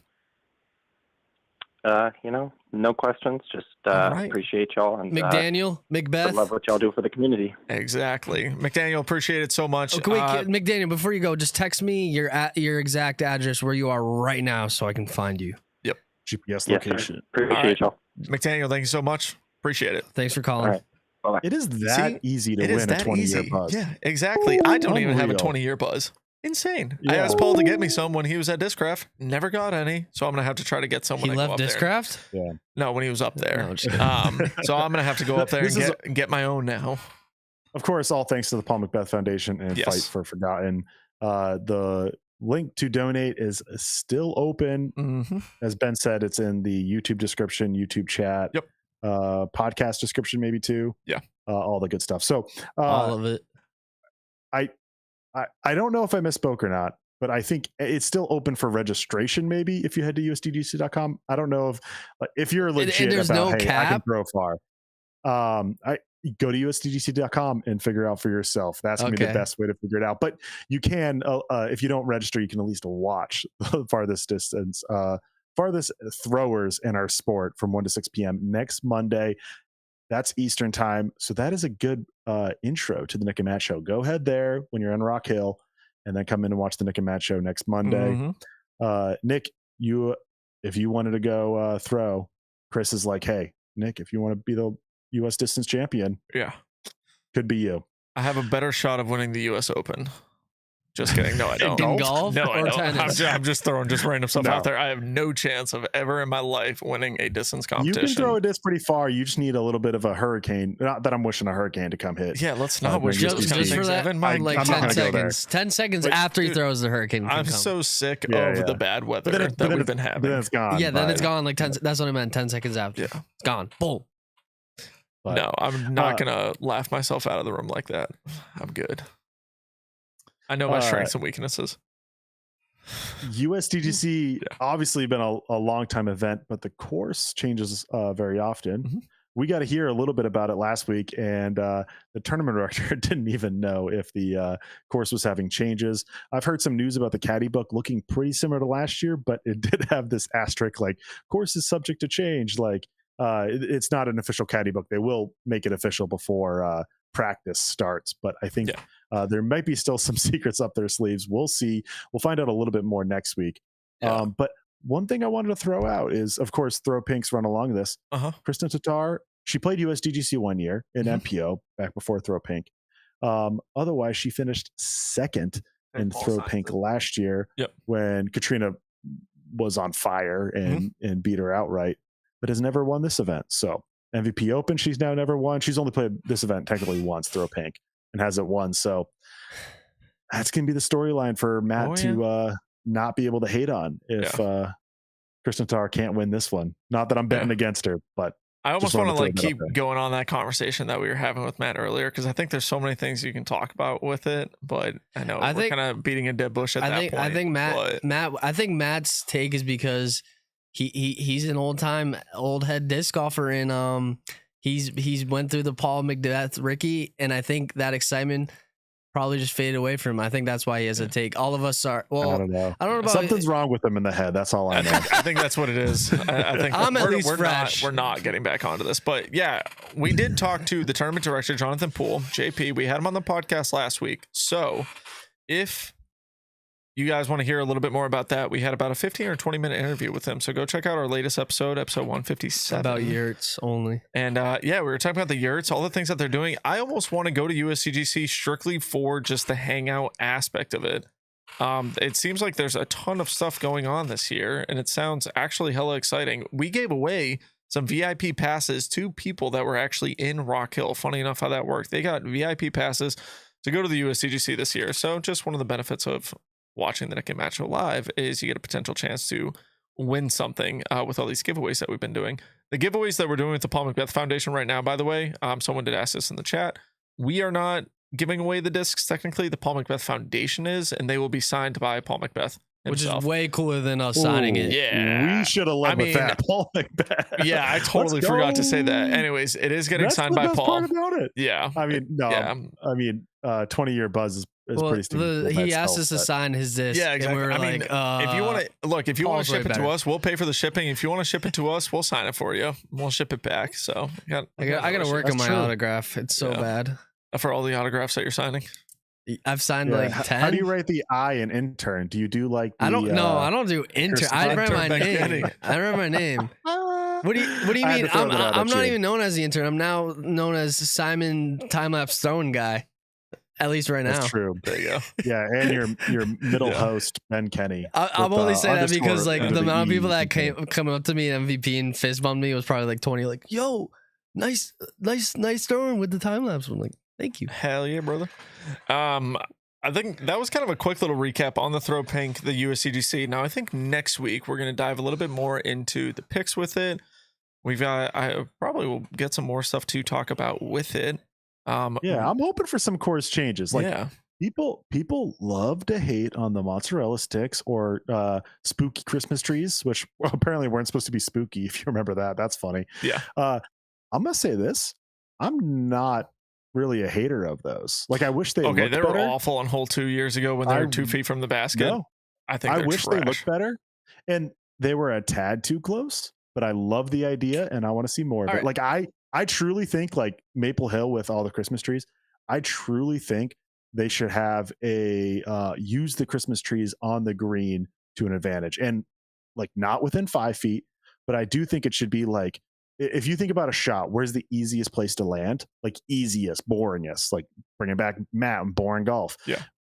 Put Christmas trees there, or what USDC did is exactly what they did. They put mozzarella sticks on the side where it was easy and boring and safe to land, to then say, hey, you can land in the boring position, but now your putt has a chance at being tough, where you can push the hard side and have a chance of the throw. But if you're there, it's easy.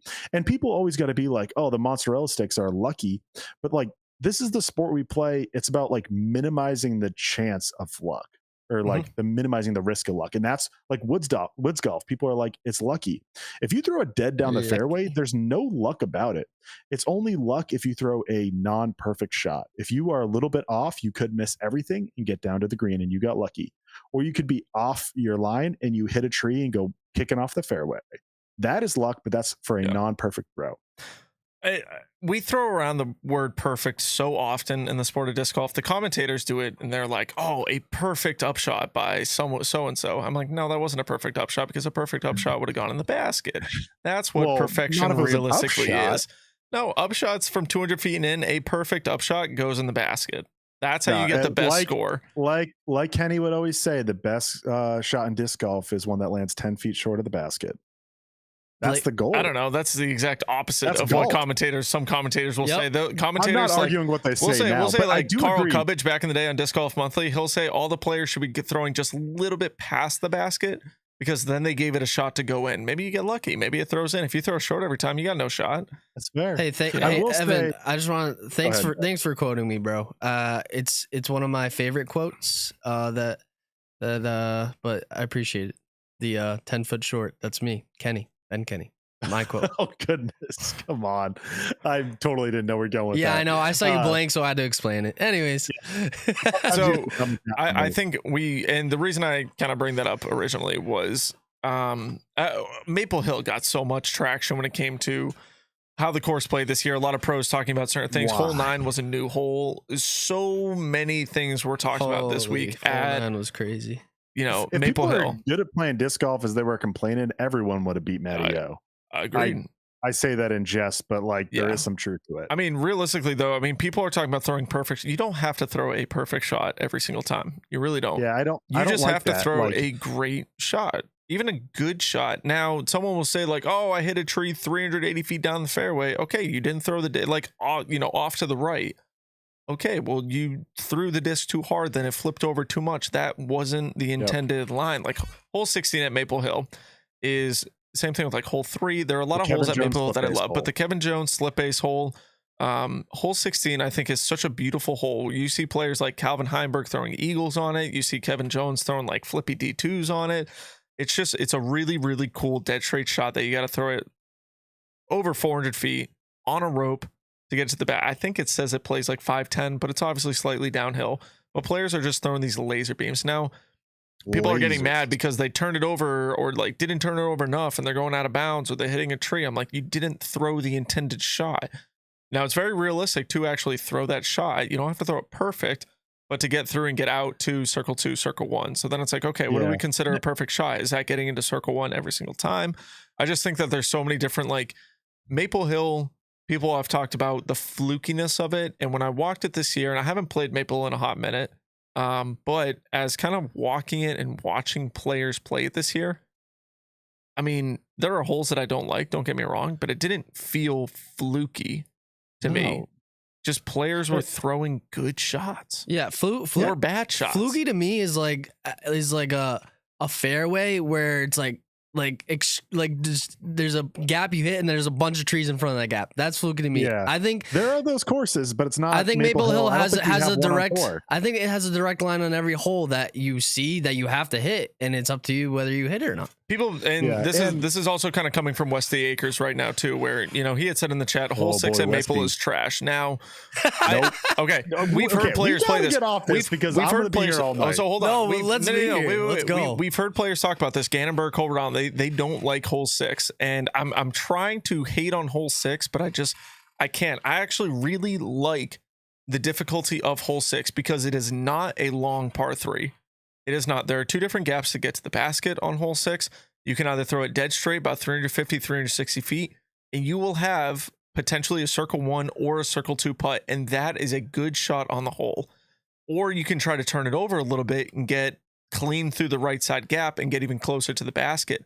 But I love it because it's not a 550-foot par 3 or 480-foot par 3 or 430-foot par 3 that's really hard to get to because it's just pure distance. This is a very technical hole that creates, scoring separation. The entire reason why scoring separation. Pros, and I'll say players, not just pros, because I go to hole 6 and it's the same thing, whether I'm playing red, white, or blue, or gold, or diamond. You know why they hate hole 6? And they cannot say it's fluky. They cannot say anything except for no matter what your game plan on that hole is, you're scared out of your mind because it's hard. If you're playing for birdie, it's incredibly scary. It's so scary, and it's a high likelihood. Even if you're playing for par, it's scary. It is. You can't even play for par. That's where I'm going. If you're playing for par, it's an easier shot. It's a safer shot, but it is still freaking scary. And pros don't like being scared. They don't like having this stress. I don't blame them because if I was at that level, I would be saying the same thing. Mm-hmm. I don't like doing that at my average course. Ben's heard it enough. Ben, I don't need any counters to this. But when we're seeing when we're analyzing games from the outside, which we all are, none of us were in the field at MVP Open, we can then see it differently. And I think that's what it is here is when you're seeing it from the outside, you're like, hey, I don't have to have these stress levels. So it makes for good disc golf to watch. And that's what it is. It's not for the players. You can when pros actually say they love a course, I actually will then doubt if it's a good Pro Tour course. And I'm going to say this, Fox Run. I have a little bit of doubt if it's a good Pro Tour course because pros, like you, Nick, love it. And to me, it's not scary enough. Nick, get ready, Nick. Like, it's definitely not scary enough. I totally agree with but that. it's the favorite course in the world. I'm not scared. I'm like, hey, I can easily get a par here. I know actually hole 6 at Fox Run. I'm like, I should get a hole birdie. 6 is the worst hole in the course. It's a filler hole. That's an outlier. Yeah. That's an outlier. But take the other 17. Where I'm having fun, which is, hey, as Smuggler's Notch is a destination course. That's exactly what you want. But Smuggler's Notch, the Pro Tour / Worlds level course, I do think it needs to be a different standard. So this is not about Fox Run, not about Maple Hill as much as it should. We are making it. Excuse me.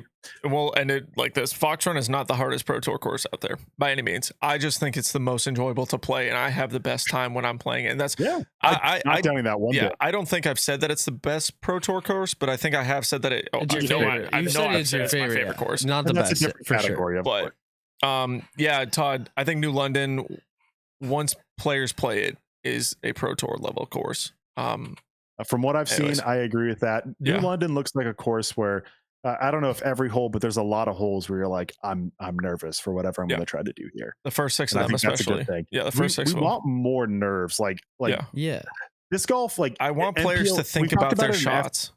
We talked about an FPO that like it feels like the whole field besides Kristen Tatar feels like that. I think MPO doesn't have enough courses where it feels like the whole field like is really just like nervous on shots. And we say the whole MPO field. I think we got to include Own with Kristen Tatar. Just Tatar wins more often. But that's a good thing. But it's just because that some people are beating it that it then seems like a bad thing. Rounding it out to the conversation earlier, we just need more stressful courses, but like good stressful. Not the. I mean, when I was subjective within this too, so it's tough to talk about. When I was at Worlds last year, I mean, a lot of players were saying like, I don't understand why people are screwing up. And we're talking Emporia Country Club. And they're like, I don't understand why people are screwing up. All you do is take 70 feet less of distance and you just throw a spike hyzer in the middle of the fairway. Like that's how players were thinking about playing those courses. It's just spike hyzer on a forehand or a backhand. I'm like, golly, dude. I know a couple holes don't offer that, but I'm like, man, that is just such boring disc golf. Yeah, it's not like Fox Run for me kind of feels like that because I don't have the distance to go for it. So it's not quite that level. I'm not comparing it to Emporia. I think the thing with Fox Run standalone, like it wouldn't be on tour. I think it's the complex that you have. The complex is huge. And it's then also, amazing. Fox Run, okay. Not the complex of Smugs. I'm saying more than just the back to back where it's Brewster, like a beautiful wood, and then you get this beautiful. You're in a meadow playing disc golf in the open. Anyways, Nick, go ahead. Foxes are running all around. I want to kind of throw this. I've been talking the chat all night, but Donald McLaughlin saying too many birdies and not enough pars in disc golf. Need more par holes.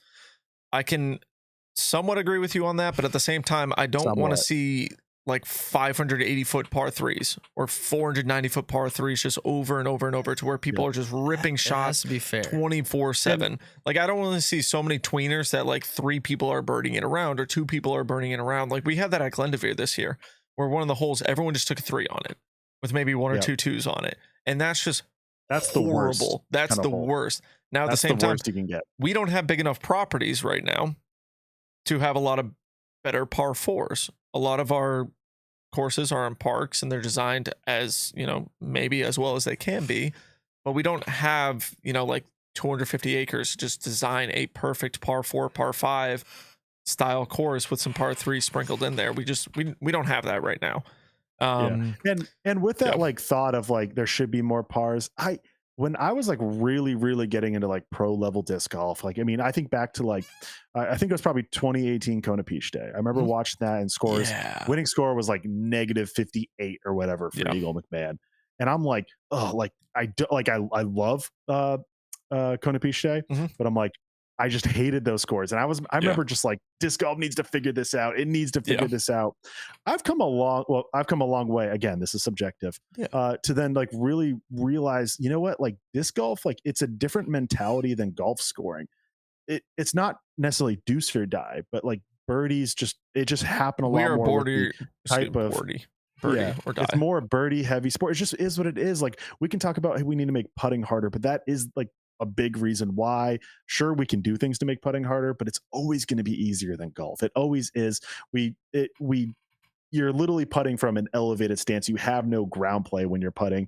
Of course, you can bring in more things to make it tougher, hillsides and you're also not hitting a tiny stick with a tiny ball. Yeah, it's different. The challenges off the tee, like you're gonna in order for it to be a good hole, you're still going to have enough players breaking through to get it. And there's that fine line. It's just, we have to think about a different mentality. We can have harder courses like Northwood Black does a good job of it, but it's not easy. And if our whole tour was Northwood Black, people would be complaining like crazy. So it's it's time and place for things. It's sometimes it needs to be birdies. There's a lot of things. I'm not really putting my thoughts together the best, but I think I made some good points. I get what you're saying, and we definitely don't need to go to golf to where we have to be par 72 courses, par 71 courses throughout the tour. We definitely don't need to make our par 5s eagleable and our par 3s hard, because that is how golf is played. Generally, the par 3s are better to score on. The par 5s are better to score on than the par 3s. The sport is just incredibly harder than disc golf is. Don't get me wrong. It is. Golf versus disc golf. It is way harder. We don't need to be like that. I actually do enjoy watching. Like, I like seeing a lot of birdies. I don't like seeing a lot of tweener holes that just suck course design wise. But you put a hole out there that people can attack and have a good time with, I'm in. I like seeing people shoot. I like people shooting, 12, 13, 14 down on a Pro Tour course, because you're like, golly, man.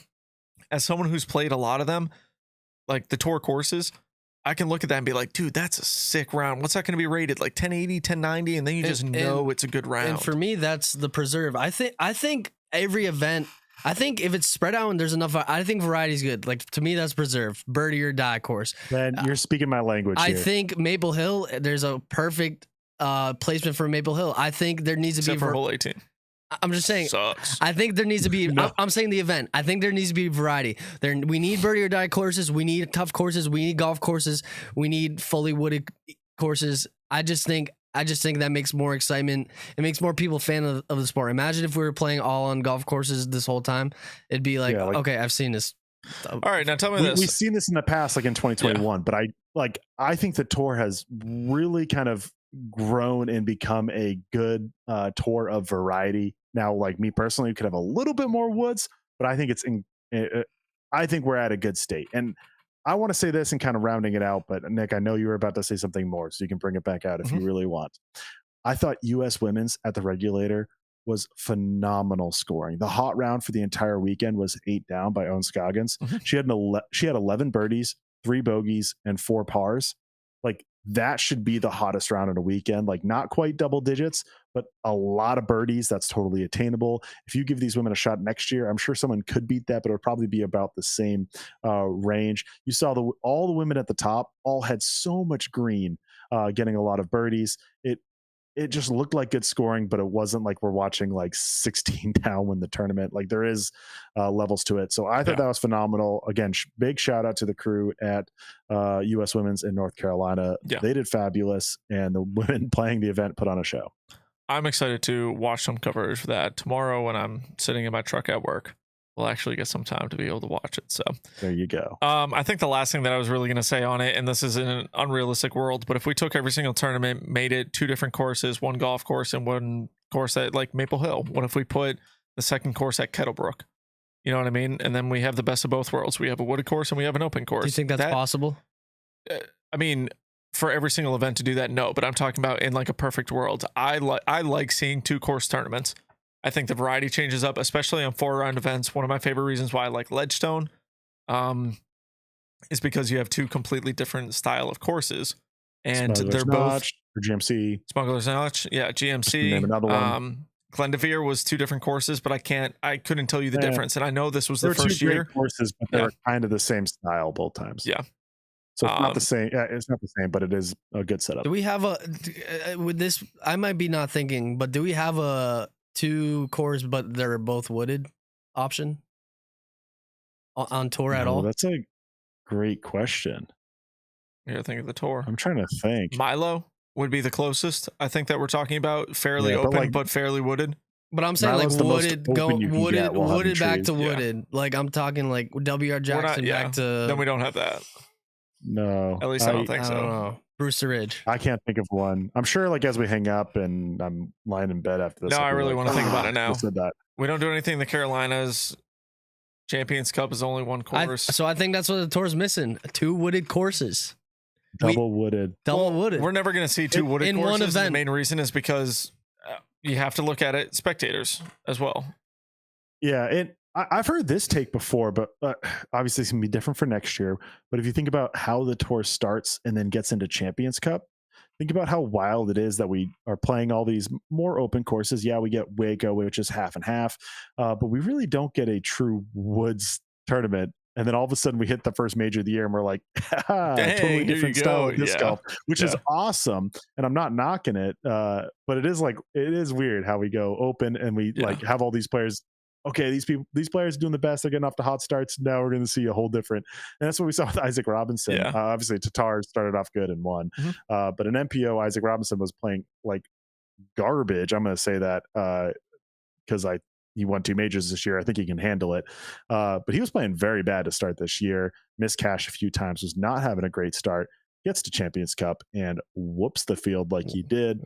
We didn't see that coming. I mean, maybe you did because Isaac Robinson in the woods, but you didn't see it coming how he's playing on tour this season. So it is a little odd.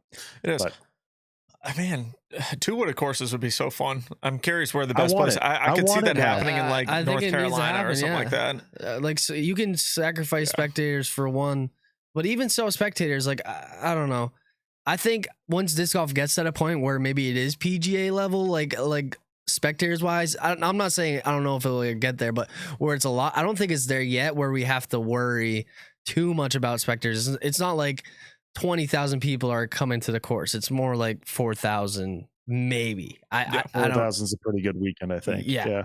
So like I think now start experimenting. I think now's the time. And if we do have like 20,000 in a weekend, then you can start thinking more about spectators. But I think try out a double wooded event. I think that'd be incredible, and it would really like test. It'd be the true disc golf test, because everyone says, or a lot of people say that disc golf is what it is in the woods, and it's meant to be in the woods. At least that's a lot of people's takes. Someone just posted this, Steve. Thank you as well. And this is something in the IDGC post that they had made. They said they're designing 2 championship level courses. I mean, that's 2 wooded courses that we're going to see. Talked about that and totally forgot it. Yeah, Wow. exactly. I know. We totally dropped the ball. For everyone wondering as well, Matt Graham landed in Green Bay. So that's where he is right now. He's in Green Bay. He didn't tell us that. He's been there before. I think he sold it. I think he did tell us that. But That's in Wisconsin. he goes, so how many people hated? He goes, so how many people hated my take earlier? Yeah. Matt, majority of chat. 85% hated 85% versus the 15%. And we've been going this long that literally Matt Graham was on the show to start it. Got on a took plane. Off on a plane. Landed, and now he's commenting on it. Yeah. We're at the 2 hour and 15 I think we got to keep going. I mean, no, we're not going to keep I think going. I think we should hit the third and final Paul Macbeth Foundation and fight for the forgotten giveaway. We have one more giveaway. This is for a blank stamped Z Jawbreaker Buzz, if I'm not mistaken. Let me go look at it one more time just signed to make sure. by Paul Macbeth. We didn't highlight that for the first 2. Yeah, that's signed by Paul Macbeth. It is a Z Jawbreaker Buzz that is blank, no stamp on it. So Ben, is you Z just pick whatever caller you want. All right. I don't care what number it is. Everyone just call in, and you. I'm just gonna decline until I just keep calling. Yeah, exactly. So I just want to say this really quick. I was gonna say was Z Jawbreaker that like new plastic they had at Worlds or like new to me? Yeah, that stuff was sick. Yeah, I was a big fan. Yeah, I'm like kind of wishing I bought one now, but I was on a 1 disc limit. And I'll get you a cool Ooh, actually? I got you. Yeah, I'm going up to Michigan in a couple weeks. Oh, let's go. Okay. I'll give you my order after this. I think I still have like 20 or 30 discs. I'm picking up a call. You're picking up a call? All right, pick it up. What happens if it's someone that's already won though? Hey, hello. Welcome to the Nick and Matt show. How you doing? Good. How you doing? Good. What is your name? What's up? Dave. Dave. Dave, where are you from? Dave who? From Massachusetts, from Millville. Hell yeah. Dave, sick. Millville. Let's go. Melville. Right? Millville. Hell yeah, Dave. Millville, yeah. How long you been listening to the show? From the beginning, guys. Dang. Long time listener. OG. Hell yeah. Hell yeah. How long, dude, we've been going for what, 3 years now? Gosh. It's way too long. Damn. I'm just kidding. It is. It's crazy. Well, Dave, do you have any questions for Evan or Ben tonight? We'll throw you on the spot. Or Nick. Not just you guys. So there it is. What do you think's more important? Tee pads or baskets? Like quality or just having them? Like what's having better? Having a better tee pad or a better basket? What's more important? Tee pad, in my opinion. Tee pad. It depends. If it's like natural tee pad and you're talking about upgrading it, much necessary. But I will take Yes. those rubber mats thrown on the ground all day. We But- need to so- fix Buffinville. Yeah. We need to get new tee pads at Buffinville. Agreed. That's That's been my yeah. mission. They finally got new baskets. They need new tee pads I next. see the I know, scenario they've now. got So it's new an baskets. established course. They've got Okay. new baskets twice. I say- since they've got new tee pads Yeah. in 20 years, you know. I agree. But anyway, I say thanks, you- guys. Yeah. Oh wait, hold on one Yeah. second, Dave. Really quick, you are the winner of the Z Jawbreaker Buzz. Awesome. So text Ben, the number that called you or you called. Text that. Get in touch with Ben. It's going to be signed by Paul Macbeth himself. We'll get you set Text up with the that Paul to me, Macbeth yes. Foundation. And there you go, Dave. Thank you so much for listening. Long time. Appreciate it. Yeah. And Thanks, a guys. great question because I'm still thinking about this. I'll say this. I'm going to cop out of this question. If you could have a second set of tee pads or a second set of baskets, I go second set of baskets all day. That is the right answer, and no one can tell me it's wrong. Good place to start before wait. you can do anything. Dave's still here. No. I'm saying you have okay. So think about I'm hypothetical here. You have a course, fun course. You have one set of good tee pads and one set of good baskets, 18. And now you're like, okay, we need to do something new. We already have new good tee pads. We already have new good baskets. We want to have another set. Are we going to go another set of tee pads and have 2 tees and 1 basket, or 1 tee and 2 baskets? I say you go 1 tee and 2 baskets. That's my point. So like pyramids. Yes. Okay. Which, yeah, for the For the New 3% Englanders, of I'm viewers just that are for the New Englanders. Englanders that are listening Yeah. right now. Well, So, it yeah, I'm just, sure it there's just other think of courses think of one short layout, one long layout. That's the best reference. Yeah, I would rather go, second set of baskets than second set of tee pads, because second set of tee pads, you always have the favored tee pads that are actually cleared off and upkept, and then you have the bad ones. And baskets, I feel like they both get used pretty well, and baskets are a little bit better to stand the test of time. And with that statement, I feel like for oh my goodness, was it Dave's question? Yeah, Dave. That doing the tee pads is the right choice. He asked So that I can do question- it after See, a long time of thinking. I don't care if I'm playing on DGA Mach 3s or like if I'm playing a casual round with friends. I don't care if I'm playing on Mach 3s or whether I'm playing on the best basket like a Mach X or something like that. You know, Chainstar Pros, Disc Catchers, whatever. But I do care about if I'm paying to play a course and the tee pad is just janky. I get annoyed with that. What's your What if, so like, what's the your tee idea? pad's, like, broken? What's and your it's like ideal a- tee it's pad then, crunched Nick? or hang it. What's that? Oh, you can answer both of ours, I but didn't hear Evans. what's your ideal tee pad then? And then Evan said, "What if the tee pad's crunched in?" No, in the basket. broke- Ignore my oh. question. No, dude, yeah, let's not That's get into tee-pads. dumb what ifs, All right. Evan. Come what, on. What is your ideal tee pad? Like turf, cement, or I'm pavement not gonna lie. covers? The or ones rubber that mats. the ones that Fox Run used this year and the Disc Golf Pro Tour's been talking about, it's the like elite level turf tee pads. It's a sponsorship that they have. I don't remember the exact name of it, but those are the cleanest looking tee pads, and I've heard nothing but good reviews on them. So ideally, yeah, a good turf tee pad would be great. After that would be just a solid concrete pad. Yeah, I think that's Yeah. like the best, just like easiest one where it's just like just grizzled concrete.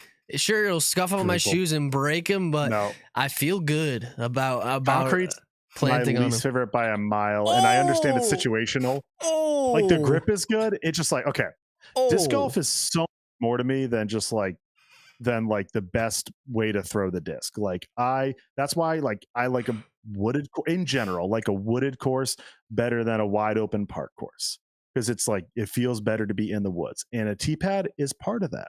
And having like turf tee pads, I think would be my top choice. I think my second is a nice paver tee pad, because I think they look phenomenal. Even though people like they get a little bit slippery when they're Dude, wet, I think they look phenomenal. So and many they're people. good. That was the biggest thing people said about Concrete. MVP Maple Hill was that Yeah, 'cause they people needed are change. whiners. Okay, I'll throw into agreement with them but- on this. The tee pads at Maple Hill when they're wet they suck.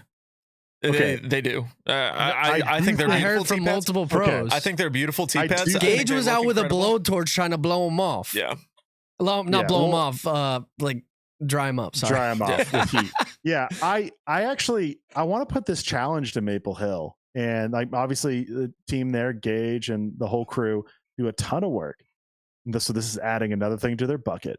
How cool would it be if they like had some kind of like tee pad that would wrap around their existing tee pads for a week or two, and it would be a turf tee pad? and it was like the MVP Open turf tee pads. Because I get year-round turf like wears a lot quicker, and it's not as good in the winter when How you're would it shoveling wrap it off and around? destroying it. Like you would have the box, and it goes over the existing one, and then you would like. But a screw lot of it in them some- are already on like embedded into the ground. Yeah, that's true. That's true. I didn't think about everything. But I'm just saying, like, it's a big talk in like the NFL because they're playing on artificial turf. Oh yeah, when they and have Aaron got the hurt. World Cup. Rogers got hurt Yeah, Aaron from the Rodgers. turf. When I mean, maybe higher chance. It's not Well, like the turf it's did happened hurt him. multiple times at that But- Jets stadium or Yeah, wherever it is, absolutely. That's where one of the people least have favorite turfs. blown I out mean, their knees because of yeah, it. Houston used to have a really bad system where they had like pallets and whatnot and ACL tears. But for World Cup and for when like big soccer teams come in, they'll put grass over the field. And so obviously very different scenario, very different money coming in. Like I get all the differences. But just think about the idea is, hey, you're having the big tournament come in. Pavers might be the best solution for Maple Hill 51 or 50 weeks of the year.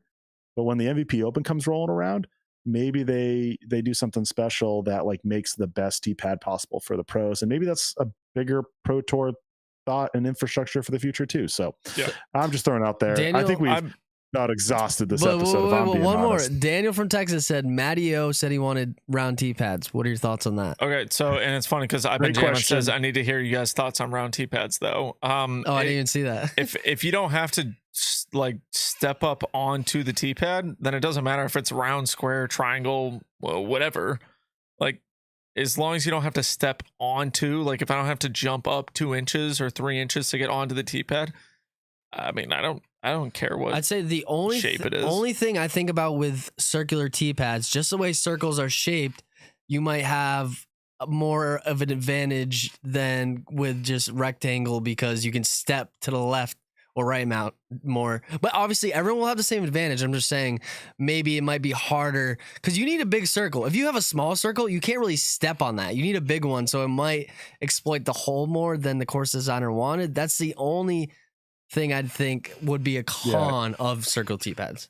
You ready for this? Because out of all the subjects we've talked today, this one I'm the most confident on. The tee pad is meant in a specific way. It's done by the designer to be like, hey, this is the way I want you to go. You don't have to go this way. You can do like, let's talk about a Simon line where he runs sideways and then throws the big other shot. You can do that, but you should now have a tougher like tee pad run up to throw to. So if you have a wooded hole, like think about if you have a wooded hole and there's the main lane and then you're doing some backdoor route, you can do the backdoor route. No one's stopping you unless there's like a Mando or something. It's just harder. So I don't know why we need to have our tee pads be easier for all directions when the designer sets it up in the direction for you to throw. And that's the point. If you want to go a different direction, you can, just might not be easy. Sucks to suck. Like you do what you can if you want to go that route. There you go, So, Evan. I'm in agreement with you. thanks. I'm in Good agreement take. Let's too. go. I think a good that's take. it. I personally, I've only played maybe one course, I think Memorial, Fountain Hills with circle tee pads on them. I don't know of many other courses that I've played that have them. I think they also kind of like, I think they look dumb. I know someone had said circle looks better than square in nature. I don't know. For some odd reason, I don't That's think the that. worst statement I've heard today. I'm sorry. In nature. Meadowbrook hole 6, which of course we're going to the 2% of That one's kind listeners of from New England. like Because it has two different alleys. baskets to Yeah. throw to. It's not a circle by any means, but it's a non-square quadrilateral. But it's shape. put into So- two different squares, sort of, kind of. Yeah. So, but you effectively, when you throw one way, you Yeah. can get a little bit extra, I believe, just because the way it is. Like, Yeah. those happen, and that's for good reason. I think it's cool where it is. But yeah, I wouldn't want things like that on every Yeah. hole. That's silly. Ben, cue up the music. Okay. Goodbye. And then say your point, Ben. No, I was just saying the only reason that tee pad's like that is because it's two different baskets going separate ways. Exactly what he said. Yeah. Oh, no, oh. I understand. I'm sorry, I missed that. I thought you were saying like you don't want every hole like that. yeah. I was like every hole's No, not gonna be like I'm just saying it is what it is for that hole. Yeah. Well, Matty-O is entitled to his opinion. Everyone is entitled to their opinion. Some And that's are why- less good than others. That's called Exactly. being a human. Everybody, Yes, thank you so much for absolutely. tuning into the show on this wonderful This was a Monday great night. This is show. episode 158, presented by Cosmic TG. Go check them out at CosmicTG.com and all the other supports. Go check out the Paul Macbeth and Fight for the Forgotten Foundations. Link is in our bio. Go check it out. Don't forget to like, comment, subscribe. Check us out on all your favorite podcast platforms. USDGC and Throw Pink coming up next week. We're going to talk a lot more about that next Monday. Be sure to be here. Tell someone you love them this week. Guys, you're awesome. Nick, you're Peace. awesome. Ben, you're awesome. Evan. Evan. Yeah, I guess you're awesome. All right, bye. The Nick and Matt Show, a disc golf podcast designed for you, the disc golfer. Find the Nick and Matt Show on your favorite podcast platforms or join the conversation live on YouTube.